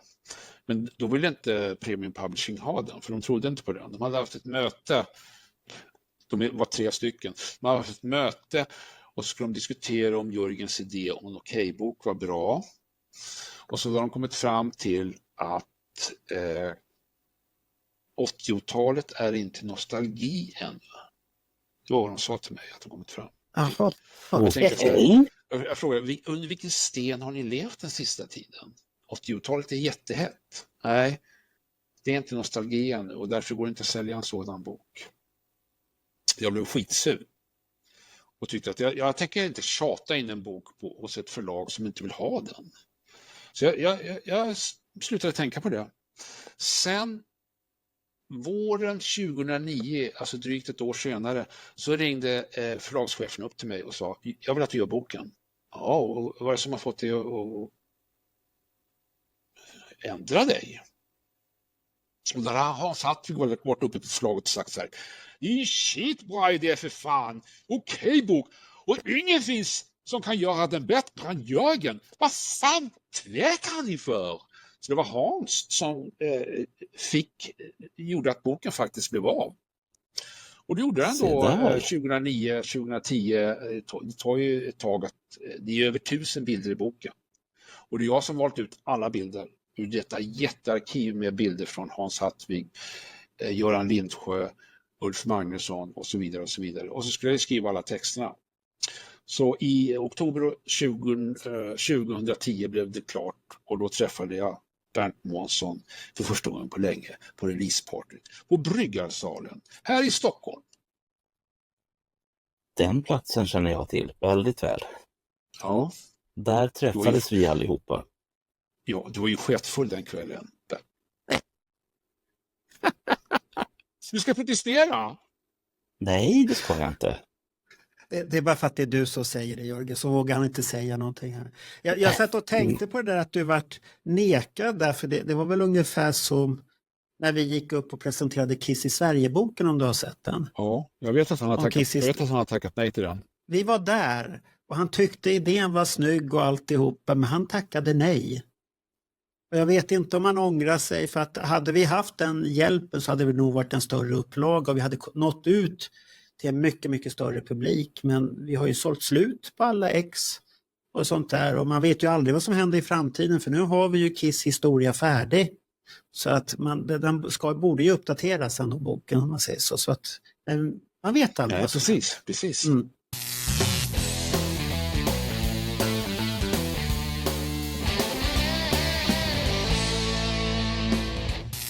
En liten nyfiken fråga kring Okej och nakenhet. Det är ju ingen hemlis att Hartvig älskade ju allt som hade med erotik att göra, eftersom som vi nog alla har sett i olika vändor att porrsäljer eller sexsäljer eller naket säljer. Och det har ju han var nästan en alltid jättekåt tysk. Ja. Jag tror att han är en av de kåtaste tyskarna i historien. Vet ni att han gav ut en tidning som hette Kåt? Den känner inte många till. Geil tror jag den hette på tyska. Kåt på tyska. Han är så jävla pilskonsk, och har ni läst hans biografier, det är kvinnohistorier där hela tiden. Oh ja. De där man kan slå ihjäl folk med. Han knullar till vänster och han knullar hit och han knullar dit och han knullar och knullar och knullar. Och det är så mycket porrtidningar han gör, och det handlar så mycket om sex. Han är i svinkåt, den mannen. Och han har perfekt öga för vilken bild som är sexigast hela tiden. Otroligt bra på så sätt. Och han känner ju genom sig själv känner man andra. Han tror att alla andra är lika kåta och sexualiserade. Och det är de också, i alla fall nästan. Så det är därför han har så mycket naket i sina tidningar. Han vet ju att det säljer. Får jag bara säga, kom inte det upp på föredraget du och Hartvig hade på scen 2015 på Kruthuset där? Att du tog upp det där. Att han är kåt, ja. Ja, och då säger han vill ju bara gamla tanter också. För att och så säger han ju så här, självklart. Ja, självklart. Ja, det var så här, alla bara satt sig. Och shit, han erkänner också. Ja. Han är inte blyg, den mannen. Han gillar äldre damer för att han tycker de är tacksammast och har mest erfarenhet. Glad, kåt och tacksam. Jo, tack. Men min fråga, som då hör ihop med okej-tiden, det är: det här med sex funkade ju för det mesta, men finns det något exempel på någonting när den nakna sparkade bakut och verkligen sabbade istället? Ja, det fanns det. Jag ska bara visa en bild på världens kåtaste tysk. Hej Hans. Är det en kåt blick jag antar? Ja? Han ser så oskyldig ut där, tycker jag. Ja, det där är den Hans Hartvig som jag minns. Ung och oskyldig på 70-talet. Precis. Jag ska svara på din fråga. Ja. Bernt. Och här kommer svaret. Ja, Dag Finn. Stackarn där, ja. Ja. Hur tänkte man där?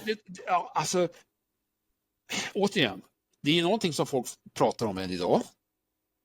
Så något sorts bestående värde har de där bilderna. Vi skulle göra ett hemosreportage hos Dag Finn, och han var en synnerligen galen norrman. Och vi brukar göra så här med de här hemosreportagen, att det var 2 saker vi alltid försökte göra med artisterna. De skulle låtsas laga mat i köket och de skulle bada skum. Och Dag Finn ställde upp på vad som helst, så han lagade mat i köket och så skulle han bada skum. Problemet var att han hade inget skum. Han hade bara en schampoflaska som var tom, mer eller mindre, som han skakade och fyllde med vatten, skakade och försökte få ut lite lödder ur. Det blev kanske 2 bubblor i badkaret. Ni ser här, lödret täcker ju knappast. Stackars Dag Finn. Ser ni att han har halvbånge? Ser ni det? Ja. Och så har jag då skrivit en bildtext här. Jag hoppas inte YouTube ser att han har det. För det blir bra. Varsågoda tjejer. Det är bara att krypa ner. Alltså var det bildtexten? Det? Herregud. Ja. Och så ställde han sig upp helt plötsligt och bara åma sig med duschslangen. Vad hade ni gett honom då? Och det föll inte god jord hos alla läsare. Nej. De tyckte att det var vulgärt. Men hade det varit en kvinna? Men det var inte på något sätt planerat. Dessutom, det är så sjaskig miljö. Hans badrum såg ut som avlusningskliniken på en DDR-anstalt. Hade han bara sagt att han ville göra mycket sexiga badbilder, hade vi tagit in på ett hotell och fixat med snyggt bubbel och champagne och så vidare. Så att det hade blivit sexigt. Nu blev det bara sjaskigt. Så det var många läsare som tyckte att, det var killar som tyckte att det där var det äckligaste de sett. Och det fick jättejobbiga följder för bandet som Dag Finn sjöng i, som heter Shaboom. som fram till dess hade varit populära med en låt som hette R.O.C.K.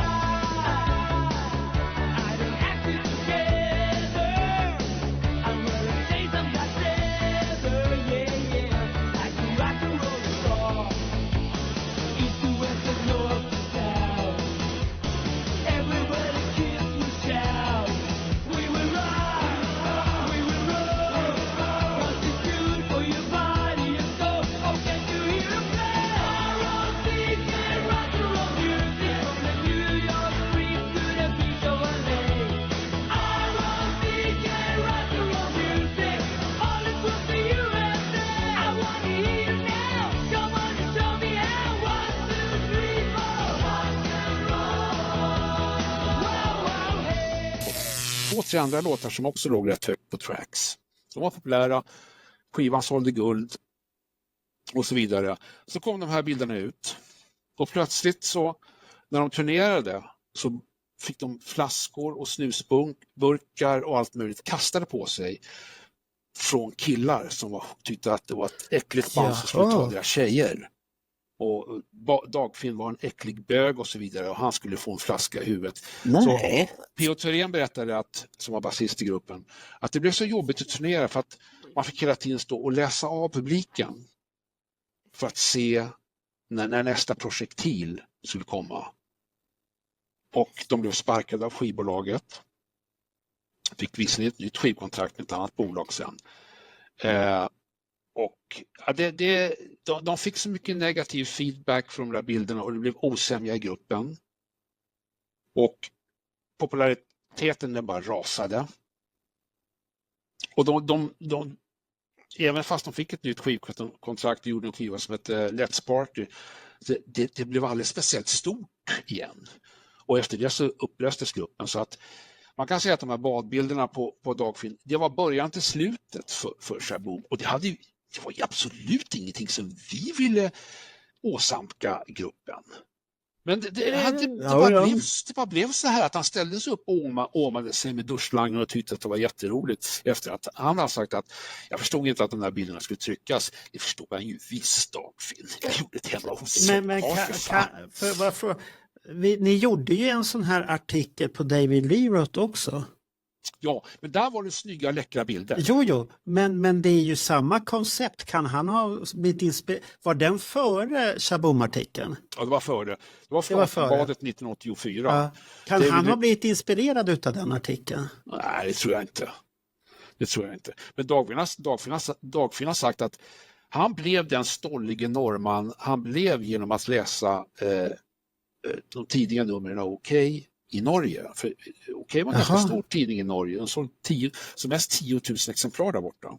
Oj, så när han såg alla de här galna bilderna i Okej på Kiss som hade en orgie i ett av de första numren och nakna bilder på Amanda Lear och allt möjligt. Alltså de första numren av Okej, de här små, där drog ju Hans på så bara fan ut. Så han trodde att man skulle vara så. Har sagt. Han försökte bara vara galen. Men då kan han ju ha sett David Lee Roth och ska man vara ärlig så är väl inte hans bilder långt ifrån.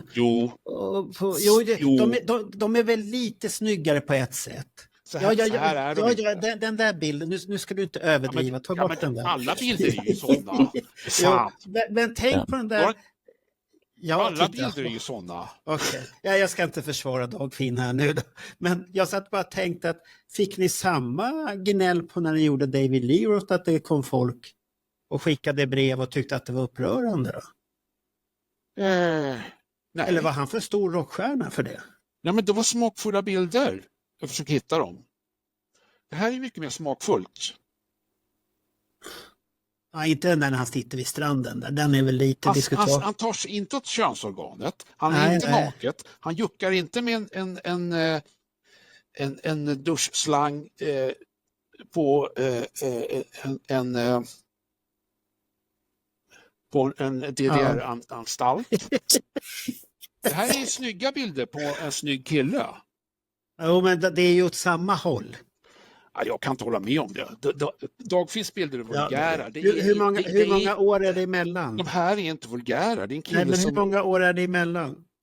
5. Det där är 84. Det är 5 år. På 5 år hade ni blivit vulgära. Ni måste ju ha sett hur han betedde sig. Att ni sa att det här blir inte bra. Jag kan bara svara för mig själv. Det var jag som gjorde hemma reportaget, men jag tog inte bilderna. När Dagfinn la sig i badet och började klä av sig och så vidare, då gick jag ur badrummet. Jag ville inte stå och stirra på en karl som klädde av sig naken och skulle bada. Det räckte med att fotografen var där.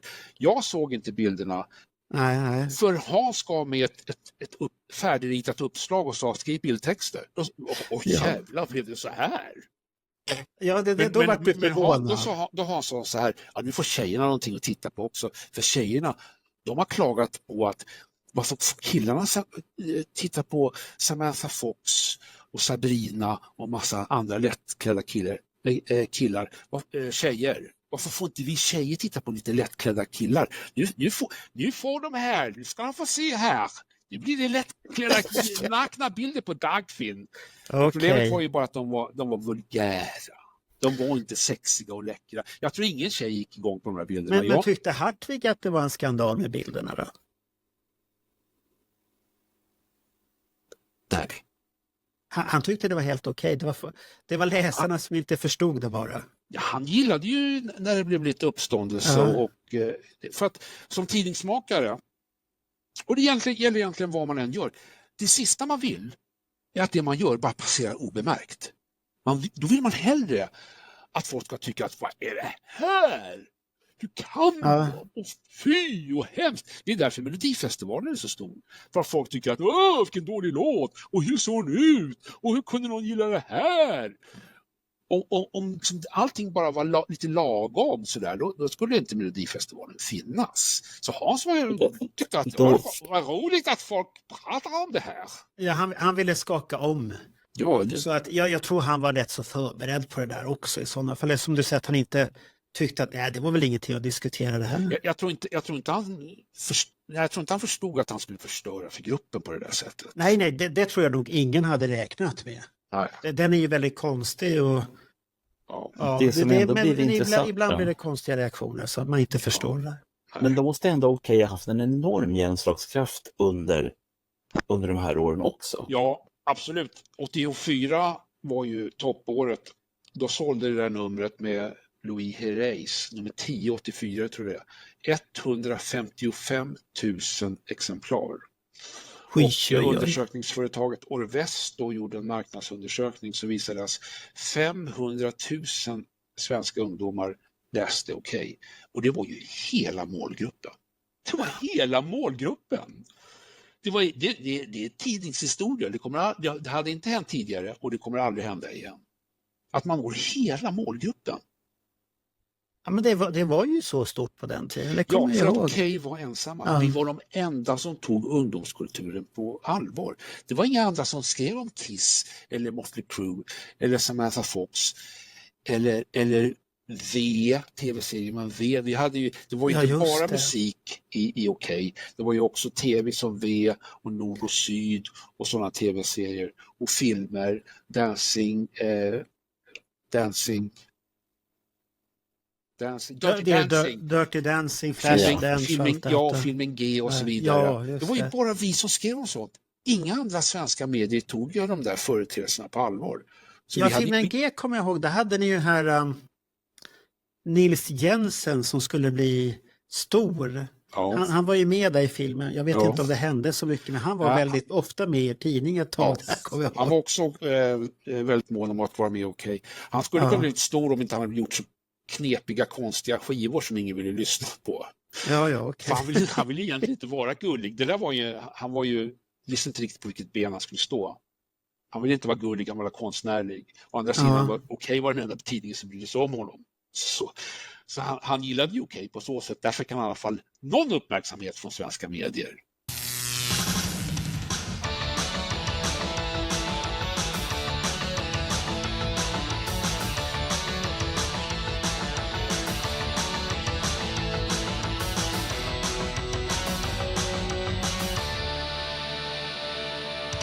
Woke up this morning with the sun in my head.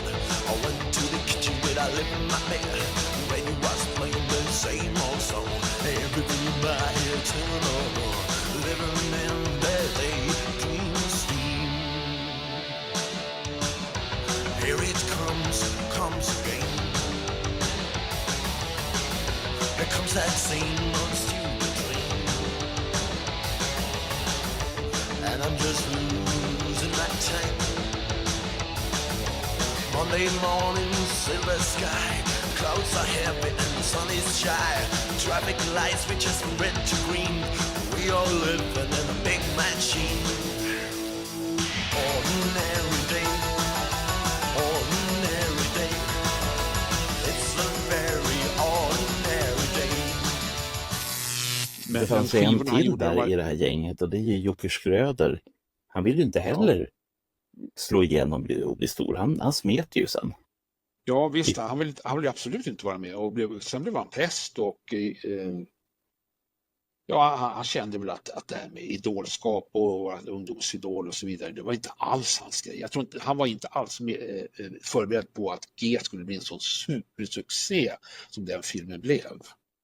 Ja, den kom rätt i tiden där. Ja. Om man säger det var rätt tid för den ungdomsfilmen och den är ju väldigt kliché och det är mycket klichéer och grejer och sånt här ajabaja, men samtidigt så visar ju den tidsandan som var på ett rätt så okej. Jag har sett den nyligen också för att helt okej ändå.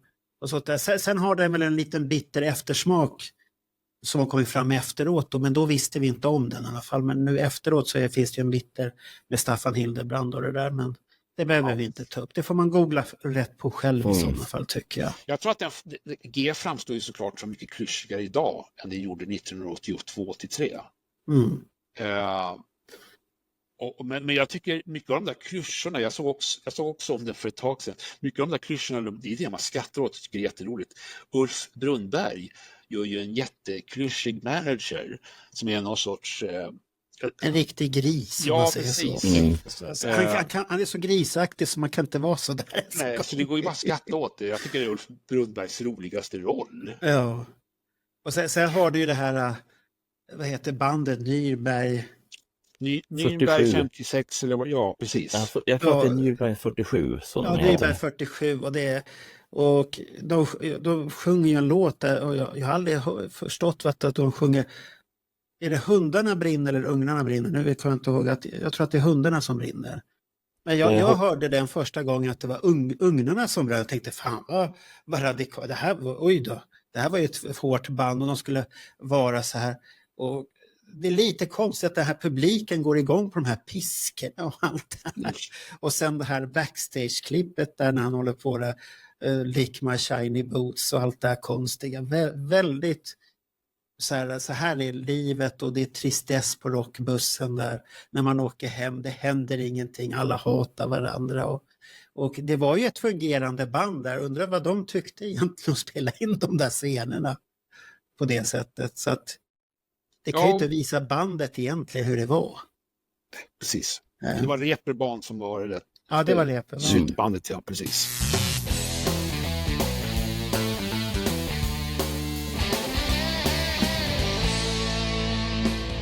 Nej, men det som jag tycker också är intressant med det som du har både till din bok, Jörgen, och även den dokumentären som kom, den om okej, med det lätt dystopiska när allt som fanns var okej. Den kan man tolka som någonting fantastiskt och man kan tolka det som någonting otroligt deppigt. Men hur kändes det liksom att vara en del av den här dokumentären och framförallt för att representera okej under de här åren? Ja, att den gjordes kändes overkligt. Ja. Därför att det var ju så att när vi gjorde okej och den var som störst, den hade ju ingen status alls hos det så kallade etablissemanget, det vill säga den övriga pressen. Och föräldrar som tyckte att de var förfärlig och att deras barn fick smygläsa den och smygköpa den för att vissa föräldrar tyckte att den var fullkomligt förkastlig och att den skickade deras ungdomar i fördärvet och så vidare. Ni minns kanske att det fanns hem- och skolaföreningar på 80-talet som var väldigt verksamma, som hade stort inflytande över ungdomar. Det var ju hem- och skolaföreningar som mer eller mindre ville förbjuda. Kiosktanter tyckte det var pinsamt att sälja tidningen, men den var ju så stor så det gick inte att undvika. Måns Ivarsson på Expressen kallade Okej för onej och raljerade över den och så vidare. Så att det skulle bli en seriös dokumentärfilm om den här tidskriften i Sveriges Television alla år senare. Det kunde jag aldrig förvänta mig. Det trodde jag verkligen inte. Men Okej har ju fått mycket högre status med åren. Nu är det en livstidstidning som folk samlar på, som är dyr att få tag på. Speciellt exemplar som är intakta med affischer och så vidare. Och klistermärken, de går ju nästan inte att hitta. Nej, det kan... Och Melker Becker och Mattias Lindeblad som gjorde den här dokumentärfilmen Allt som fanns var okej. De var ju från Okej-generationen. De hade ju växt upp med tidningen på 80-talet. Och de hade ju bara ljuva minnen över den. Och de visste ju av erfarenhet hur pass viktig den var för den generationen ungdomar. Så de tog ju Okej på allvar och lyckades få Sveriges Television att godkänna det projektet. Helt fantastiskt. Det hade jag aldrig kunnat förväntat mig. Om du säger så då kan man ju lägga in det här att vi som kom från Poster, vi Kiss-fans då, vi hade ju köpt Poster, varit den trogna, för det var ju mycket Kiss i den. Och det fortsatte ju i Okej, så att ni hade ju en trogen krets där bland Kiss-fanatiker. De fortsatte och den är ju hyllad som attan utav oss Kiss-fanatiker när man går ut på olika grupper och läser. Och så nämner man Okej eller bara lägga upp ett omslag och så en liten rubrik om Kiss. Det kanske inte någon stor, oj, den där kommer jag ihåg. Det där var nostalgi och den är ju jättestor på det sättet. Och jag kommer ihåg fortfarande själv när man fick läsa om W.A.S.P. i eran tidning och alla de bilderna. Och shit, vilket band, det här är nästa Kiss det här. Sen vart de ju inte lika stora om man säger så, eller någonsin i närheten utav det. Men det var ju det här för att mig attraherade det här farliga. Och jag kommer ihåg Studio S och alla de här, när det var så läskigt med hela den här vävan. Och det är ju mer skrämmande idag när man tittar på de där, hur Sivert Öholm mal på. Och Anders är redaktör på en tidning, en av de många rocktidningar. Den heter Rocket, den som han ger ut, och den har hårdrock. Ja, det är den typ av rock som vi har läst rätt mycket om i tidningarna. Bland annat det amerikanska bandet W.A.S.P. We are Satans people, vi är Satans folk. Vi ska få se en del utav det här i bilder som vi har fått från Barnjournalen som hade ett team på plats när den här gruppen hade en konsert i Stockholm alldeles nyligen. Världens äckligaste rockgrupp, det kallar många den amerikanska hårdrockgruppen W.A.S.P. som besökte Sverige i veckan. För W.A.S.P. De hetsar upp publiken med ett våldsamt uppträdande. Vad tycker du om den här typen av hårdrock? Det är hemskt. Jag tycker den är fruktansvärd. Jag tycker det är rent ruskiga saker.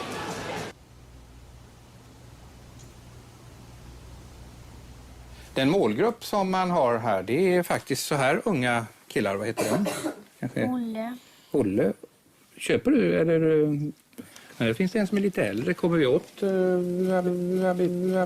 bilder här med? Har du sett såna här tidningar och sett bilderna? Ja.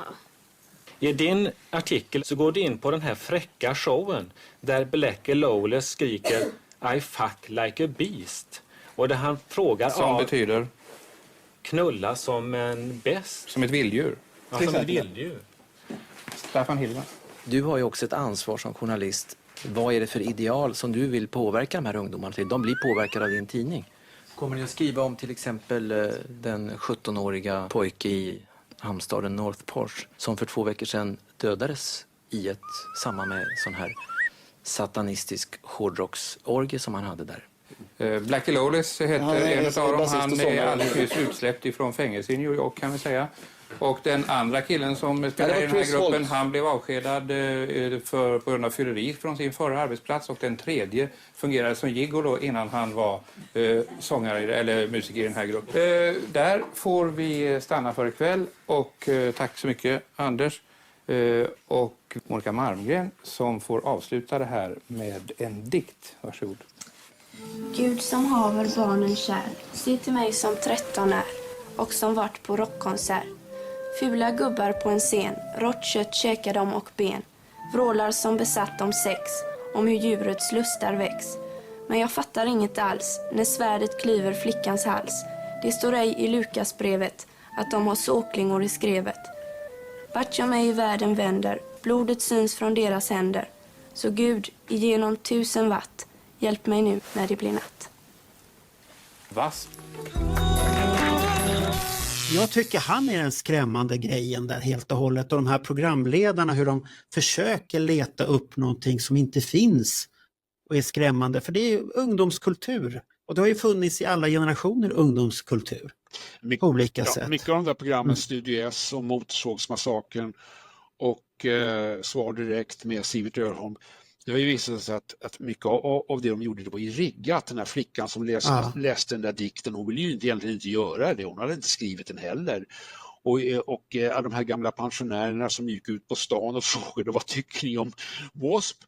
Och vad är det för någonting hade de då frågat. Ja, de är djävulsdyrkare och vill skicka ungdomarna i helvetet.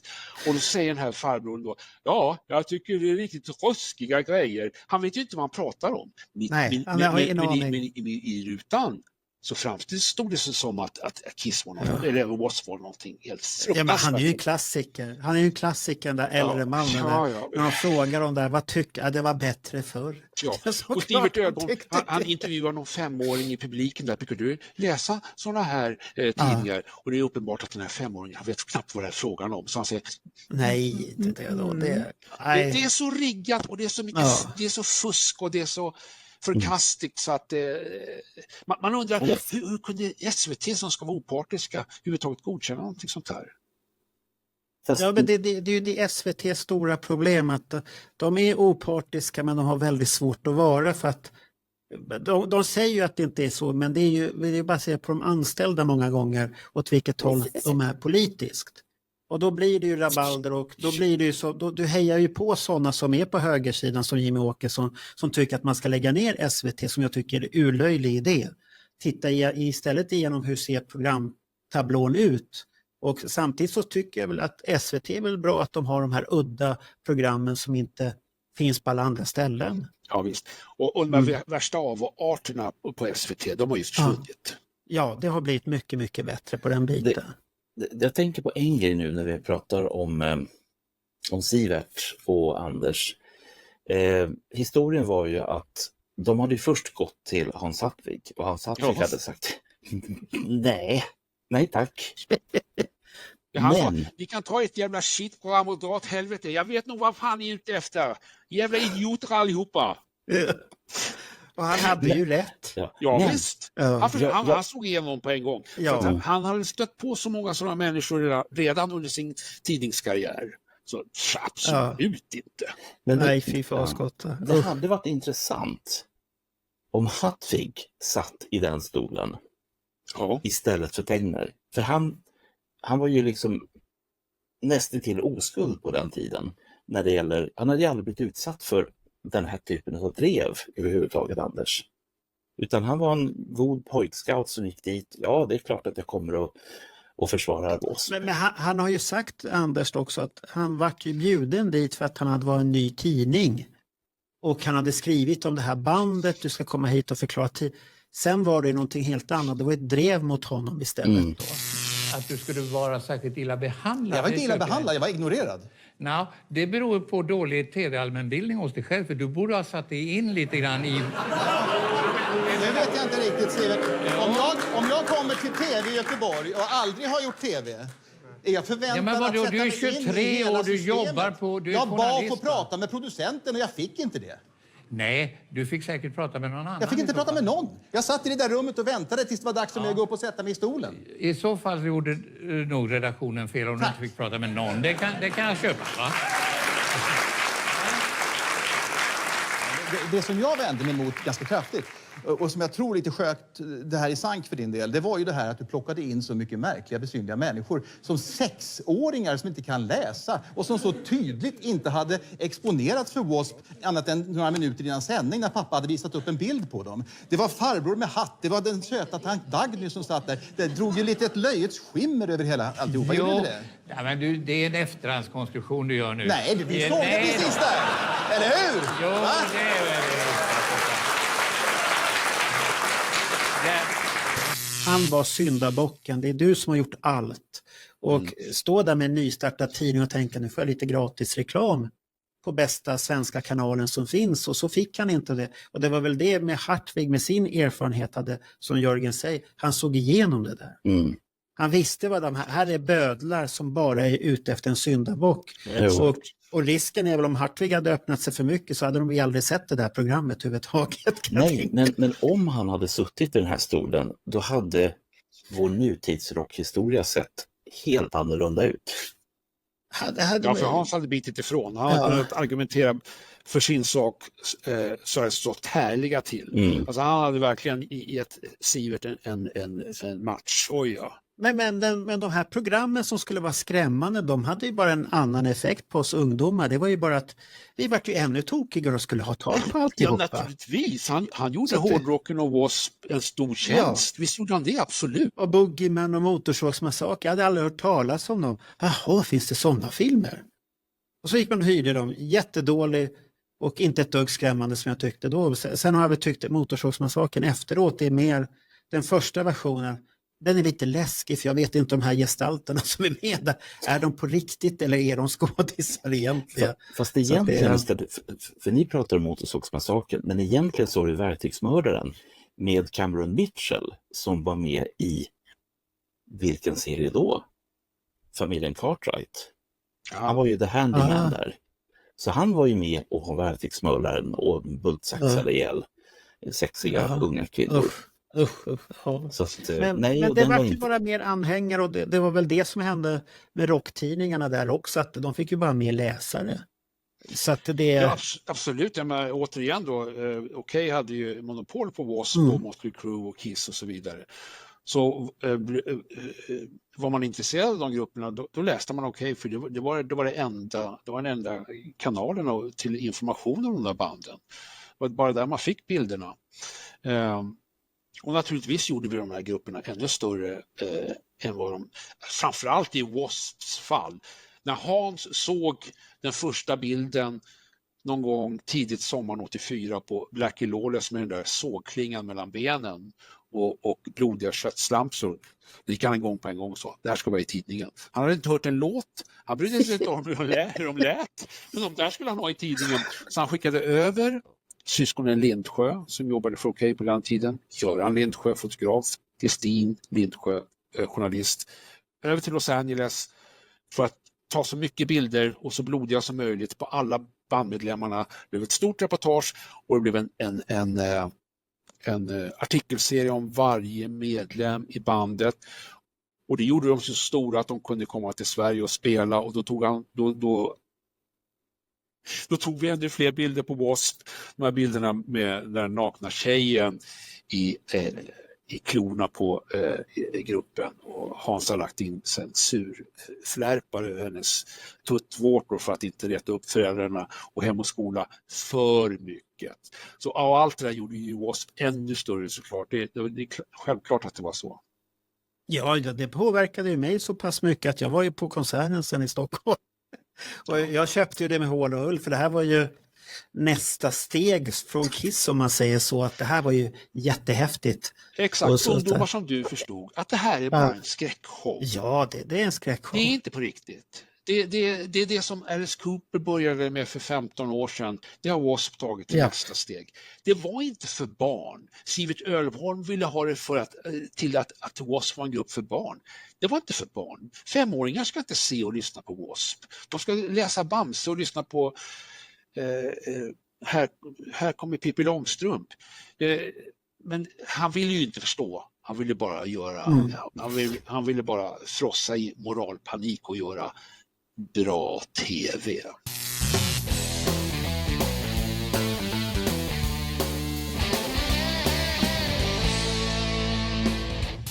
Men ska vi prata om en tråkig sak här nu då? Nu har vi pratat så mycket häftiga minnen och sånt här. Rock'n'Roll Magasin. Ja, precis. Den gick ju i graven tyvärr. Ja, gjorde det. Hur många år fanns den? 12. Ja, det är lång tid ändå. Det här var ett roligt reportage. Operation Rädda Kiss. Och jag ser nu att det står Operation Rädda Rock'n'Roll istället. För det var det goda. Jag gjorde en intervju med Gene Simmons som gick där jag lät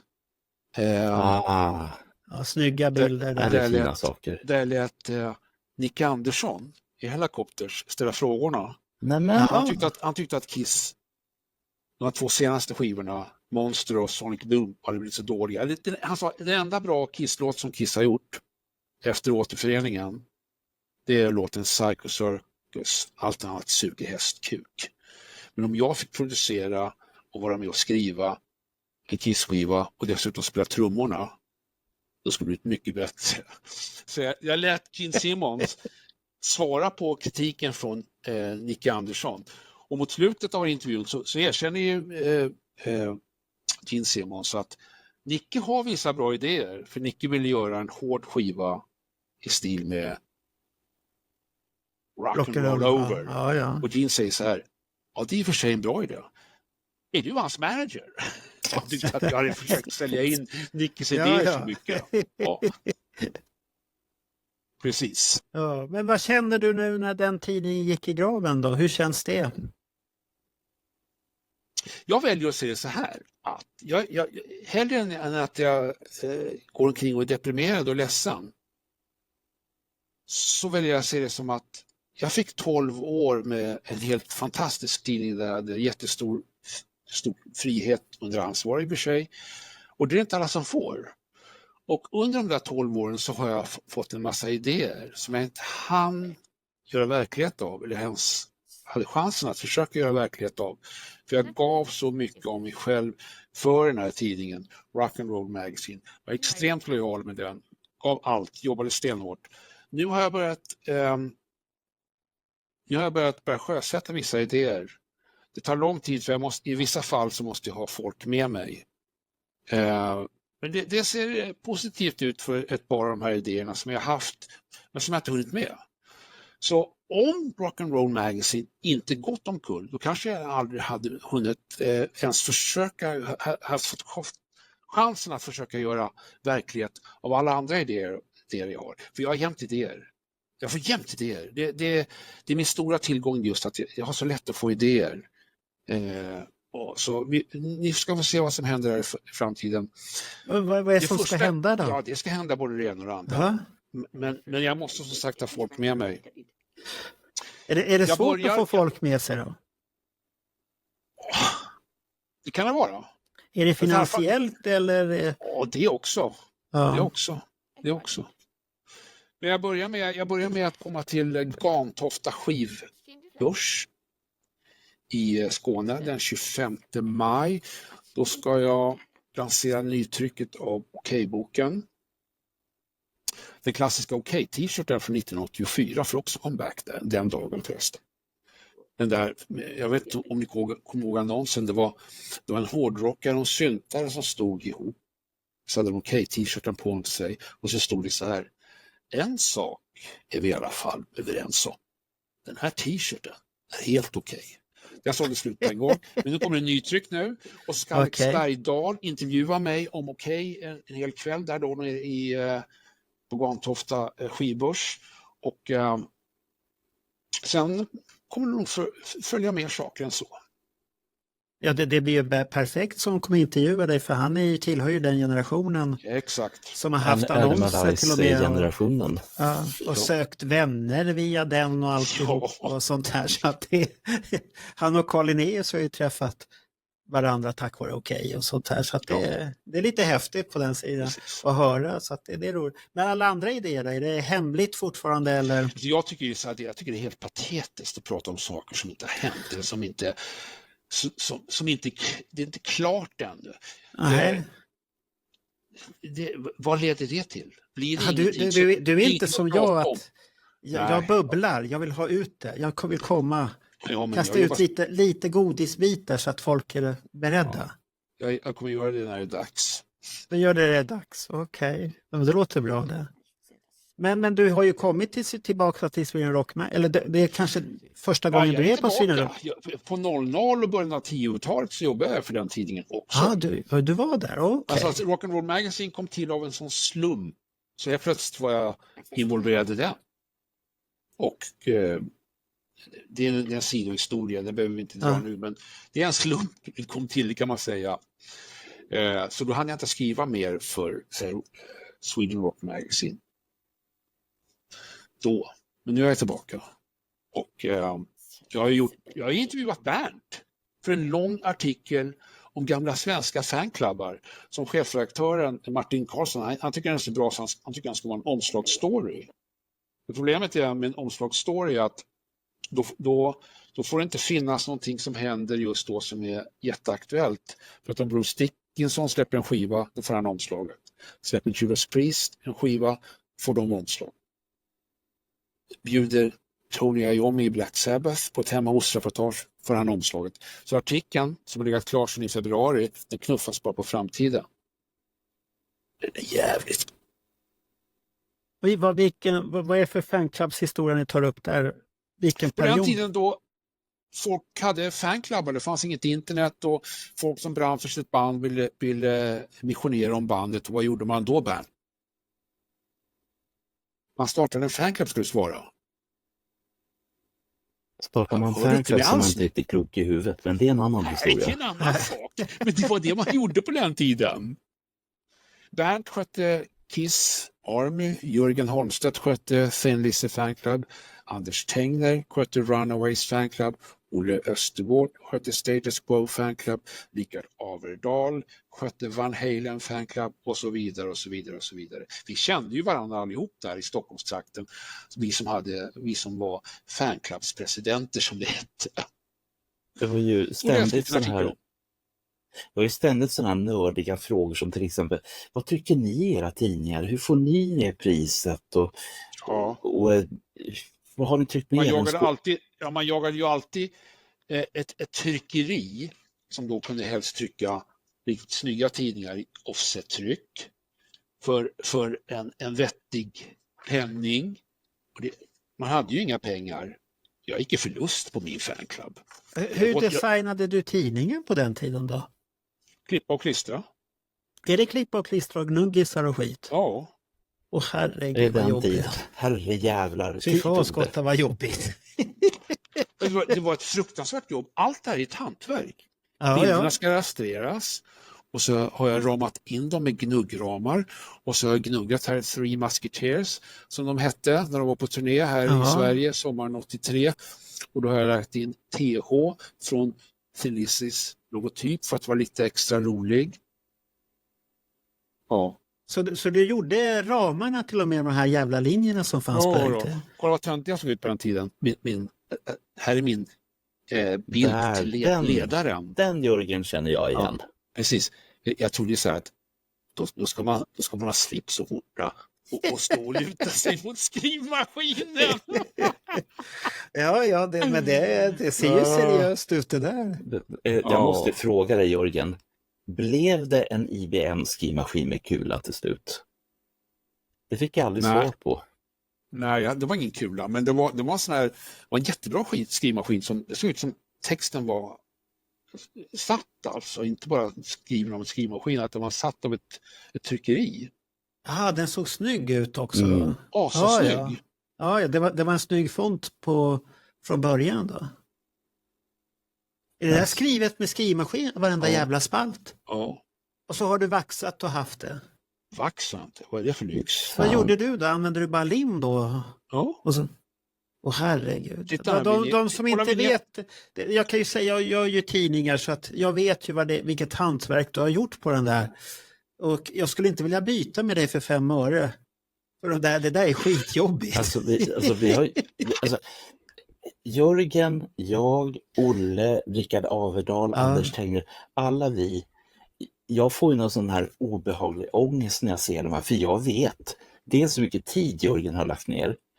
Och jag minns ju själv, det är mycket. jag minns ju själv hur sjukt mycket tid man la ner på de här fanclubstidningarna. Alltså en tid som lite Photoshop på den tiden hade ju suttit fint. Det kan jag ju bara säga. Är den häftad? Hur många sidor häftad? Äkta häftad? Det är A3 det är riktig häftning alltså, ingen sån här fusk. Här är det titta. Hur många sidor var tidningen på? Ja, det var ju olika. Det här blev på 48 sidor. Så att du gjorde 48 sidor så. Fy faskotta. Det är ju otroligt. Det där är ju värd en stark whiskypinne på kvällen redan här nu. Om man säger. Det är min Garmore-artikel. Hur fick du loggan där? Ja, den har jag fått fotografera av den från LP:n Victims of the Future. Den här och sen suttit med skalpell och skärt ut det. Den här Garmore-artikeln. Ja, alltså på 25 alltså sidor.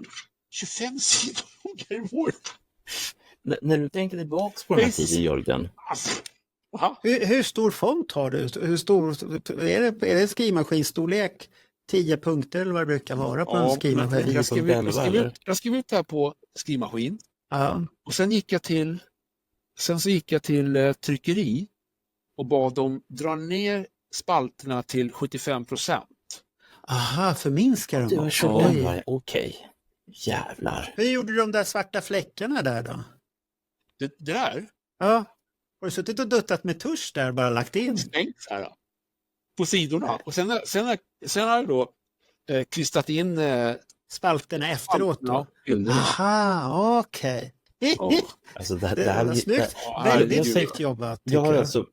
Jag har så länge berömt dig, Marco, för allt som du gör i modern layout. Men det är lite annorlunda sätt att jobba idag om man säger så. Men man gör ju samma hantverk, bara att du måste veta hur du gör det i programmen nu för tiden. Så att jag har ju jobbat med layout och Photoshop sedan datorer kom i mitt liv 1990 tror jag att det var. Någon gång där. Eller 89-90 som det började med datorer som jag jobbat. Så att, och det var så himla skönt att slippa det här med spalter och allt det här. Men för att man kunde vara kreativ, och idag kan man ju inte jämföra program med hur kreativ man kan vara. Så att det är bara din egen begränsning som sätter stopp på det egentligen. Men ändå på den här tiden, jag tror jag talar för dig också nu Jörgen, att eftersom vi båda har hängt med Hans Hartwig, man gjorde ju en dummy först. Och sen utifrån dummyn så jobbade man sig till den riktiga tidningen, och fan, allt jävla jobb. Om vi tänker bara så här, nu är jag lite nyfiken så layoutar det själv här då. När du gjorde Gary Moore-artikeln där, hade du en vision i huvudet hur den skulle se ut, eller började bara sen fick det bli så långt det vart? Ja. Visionen var alltid att det skulle bli störst och bäst. Eftersom Thin Lizzy var bästa bandet och Gary Moore bästa gitarristen, så skulle det alltid bli störst och bäst. Och så fick det bli så stort som det blev. Slutade med 25 sidor så fick det sluta med 25 sidor. Jag tänkte inte dra ner det till 15 bara för att 15 kändes kanske lite mer rimligt. Det fanns ingenting som var rimligt när jag gjorde Thin Lizzy News. Allting skulle vara störst och bäst. Gary Moore förtjänade 25 sidor. Hur stor var upplagan på den här tidningen? Ja, ungefär 500 exemplar. Det var så pass mycket? Man gick till tryckeri där man kunde få tidningen tryckt svart. Det vill säga utan kvitto, för annars blir det alldeles för dyrt. Det blir för dyrt i alla fall. Och det tryckeriet jag använde låg i Rågsved. Bernt bodde där, han kände inte till det här tryckeriet. Men det var ett tryckeri, och då gick man dit och så då var det så att om de hade en bunt papper över, Per Gessle, en bunt papper över från någonting de tryckt åt Konsum, då kunde de använda den pappershögen och ge mig ett bra pris. Ett så bra pris som möjligt. Okay. Jag gick i förlust i alla fall på de där tidningarna, men jag brydde mig inte om det för att jag var besatt på den tiden. Det jag skulle göra för Thin Lizzy och Gary Moore och alla deras ex-medlemmar, det skulle vara ex-medlemmar, inte sexmedlemmar. Ex-medlemmar, det skulle vara störst och bästa. Ingenting annat fanns på en skala. På det här med pappret där, det var ju över. Fick du betala för pappret ändå? Nej, men man fick ett bra pris då i och med att det var du fick ett bra pris för papper de redan hade fått betalt för. Precis. Varför känner jag igen allt det här? Diskussioner om papper. Ja. Finns det surplus? Har ni någonting över?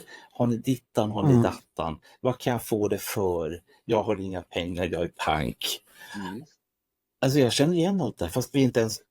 Och det här som är så sjukt. Jag bodde i Rågsved. Jag hade ingen aning om att det tryckeriet var Jörgen och Olles och säkert fleras hustryckeri. Jag åkte in till stan och försökte deala till bra tryckeripriser.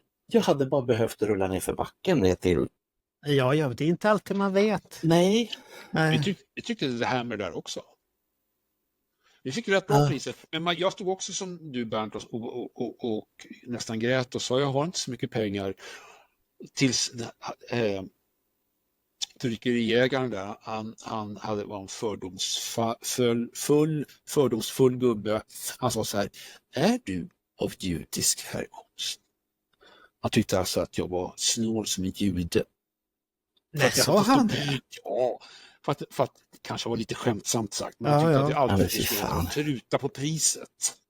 Ja, men såklart du prutade. Du hade det tufft för Fasgottan och allt jobb du har lagt ner. Och, men då kan man då kan man inte förstått vad det var han tryckte och åt vem. Han brydde sig inte om det. Han ville ju bara pengar. Han ville bara ha pengar. Han hade de där pengarna i egen ficka i och med att det var svarta pengar. Det vart en trevlig middag.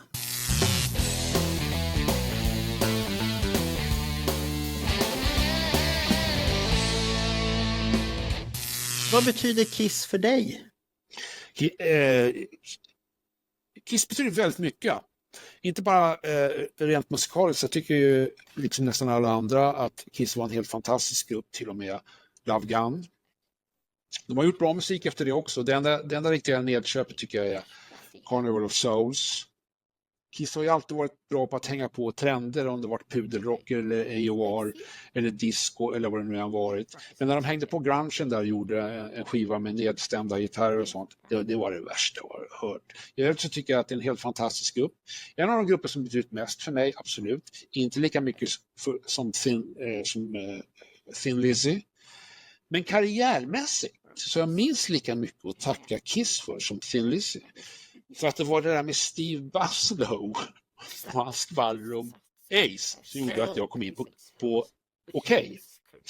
Och det var när jag gjorde den där fantastiskt framgångsrika artikelserien Kiss Forever som den dåvarande chefredaktören Mikael Schoenat, han som var där när Hans gjorde Gröna gubbar från Yr. Då han sa så här: du kan säga upp dig från posten och börja jobba på heltid för mig.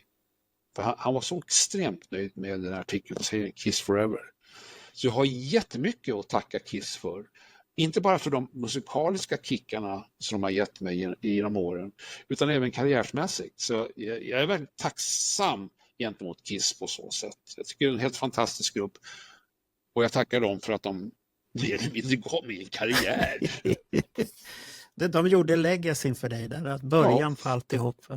Som Thin Lizzy också har gjort då, båda de två grupperna där. Vilken är din favoritskiva då? Är det Love Gun? Jag är ju likadan som alla andra. Jag säger att den bästa studioskivan är Destroyer, men att Kiss Alive är såklart lika bra, men det är ju en liveskiva, så den får man tydligen inte tycka är bäst. Jag vet inte varför. Det får man väl tycka. Då är det Kiss Alive och Destroyer är bäst. Varför tycker du Destroyer är bra? För det är ju så långt ifrån Kiss det kan bli egentligen. Fast jag tycker att Destroyer är Kiss på alla sätt och vis. För att Destroyer är så väldigt mycket på en gång. Det är bilkrascher och det är barnkörer och det är allt, och det är stråkballader. Och Kiss var ju larger than life. De var ju så mycket på en och samma gång. De var monster och de hade en supershow och det var bomber som smällde av och det var storslagen musik. Jag tycker att Destroyer är jättemycket Kiss. även om det är bara den skivan som låter som den gör, så tycker jag att det är Kiss i kubik. Och om man skulle säga, jag satt och funderade här på ett tag, på det äldre, om ni kommer ihåg den berömda fina skivan, där Bob Ezrin var tillbaka och man skulle göra en konceptskiva. Om man ska vara elak och säga att de kanske gjorde en konceptskiva redan 76 med Destroyer, med hela ljudbilden och alltihopa, det här överdrivna, det är superhjältarna som springer från någon stad som brinner, allt det här, att de gjorde det då. Ja, jag tycker egentligen att Destroyer är en tydligare konceptskiva än det äldre. Som jag aldrig fått något riktigt grepp om.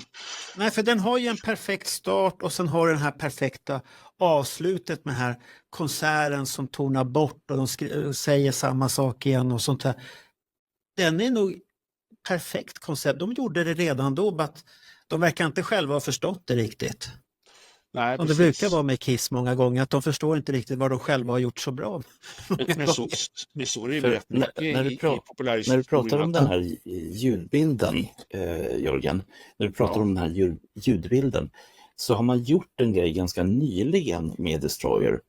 Man har mixat om den i det som kallas för Dolby Atmos, det vill säga det här nya breda ljudformatet. 5.1 ljud ungefär. Ja, och det är den enda som är mixad i det här formatet. Jag vet att om du köper boxarna, då får du ju Blu-ray-skivor med Dolby Atmos-ljud. Men om du ska lyssna bara på ljudet så är det Destroyer, och du kan lyssna på den dels på Tidal och dels på Apple Music, för det är de två som har Atmos-formatet. Och jag kan säga som har lyssnat, det är som skillnaden mellan om man jämför med film, en vanlig vidfilm som är, nu är det här svårt, sätt den så här bred bara så att mina händer får plats. Medans Cinemascope-filmen då, som är Dolby Atmos, den är ju det blir ju en bredare ljudbild, men jag tycker den skivan är så bred redan från första början jämfört med allt annat, för att Kiss har ju aldrig låtit så igen. Nej. Sen är djupet på ljudet i Dolby Atmos är och det är till skillnad från hur den låter i vanliga fall. Förlåt, jag avbröt dig. Måste man inte ha en speciell anläggning för att tillgodogöra sig det där ljudet? Ja, helst en 5.1 så att du har högtalare för det. Räcker med 2 kanaler, 2 högtalare. Och Dolby Atmos brukar ju vara en sån här grej som kan trolla fram grejer. Det finns ju mycket, du har det i din mobil nu för tiden, mycket Dolby Atmos också. Så att den trollar fram sådana grejer. Det billigaste sättet att lyssna på Dolby Atmos idag, det är att antingen ha ett par Sony on-ear-lurar som heter, de har jävla långa modellerna, men de slutar på X5. Den har stöd för Dolby Atmos på Sony-sidan, och på Apple-sidan så är det deras Pro-lurar, den senaste generationen. Inte on-ear Max och inte de billiga, utan mittemellan de som heter Pro. Och där får du också fram det här ljudet. Återigen, ska du lyssna hemma? Så jag bara, vad fan? Ja, jag är inte så här jätteförtjust i det formatet, för att inte i film i alla fall, för att den gör ibland mycket konstigheter tycker jag. Att vissa saker blir för extrema för att det ska vara riktigt bra tycker jag. Vad är den bästa låten då? Det måste ju alla veta med Kiss. Kiss bästa låt, din favorit?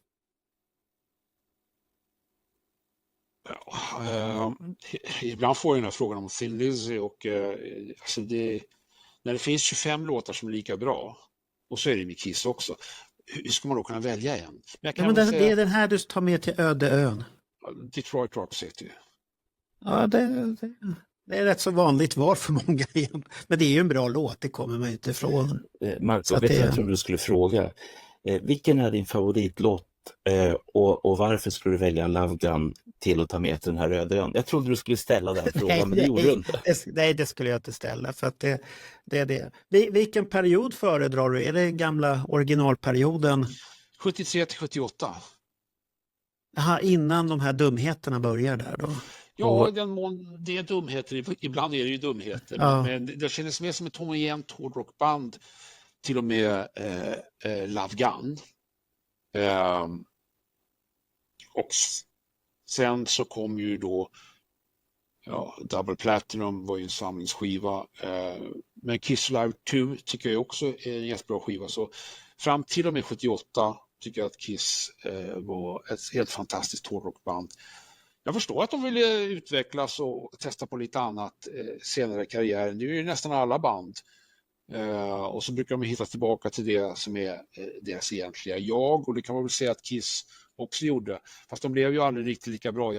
Jag håller ju med Nicke Andersson om att Kiss efter återföreningen har inte gjort många bra låtar. Nej, det är väl ingenting som är minnesvärt utan Monster eller Sonic Boom som jag får ett sug att jag måste lyssna på. Det måste jag säga nej. Ja, och väldigt få av de där låtarna letade sig in i live-repertoaren också. Och det finns väl en anledning till det. Ja, det finns låtar som har letat sig in där som man inte förstår vad de gör där, men det ska vi inte ta upp nu. Ska vi tacka Jörgen? Nu tycker vi har pratat väldigt länge nu. Det är klart vi ska tacka Jörgen. Ja. Jättemycket. Så att, roligt att du ställde upp på det här och det kanske finns anledning för dig att komma tillbaka och berätta om dina andra stora projekt sen någon gång i framtiden här sen. Visst. Och ni ska hålla på i flera år till. Ja, det risken är stor. När vi har tryckt på en knapp så har vi bara tutat och kört. Så att idéer finns det hur mycket som helst. Så att det finns ingen hejd. Det som kan vara intressant att känna till också, inte bara för Jörgen som inte vet om det här. Och det är ju att allt reklammaterial kring den här podden är ju klart innan Jörgen ens varit intervjuad. Det imponerar fortfarande på mig efter de här 3 åren som vi faktiskt har kört. Ja, det gjorde jag idag också när jag var ledig där. Hittade en väldigt bra bild på dig Jörgen som jag redan fixat till alltihopa. Så att, det får du se efter det här är klart, får du se det. Ska vi tacka Jörgen och det ska välkommen tillbaka när du har tid och vill igen då. Tack killar. Tack. Ha det bra. Hej hej.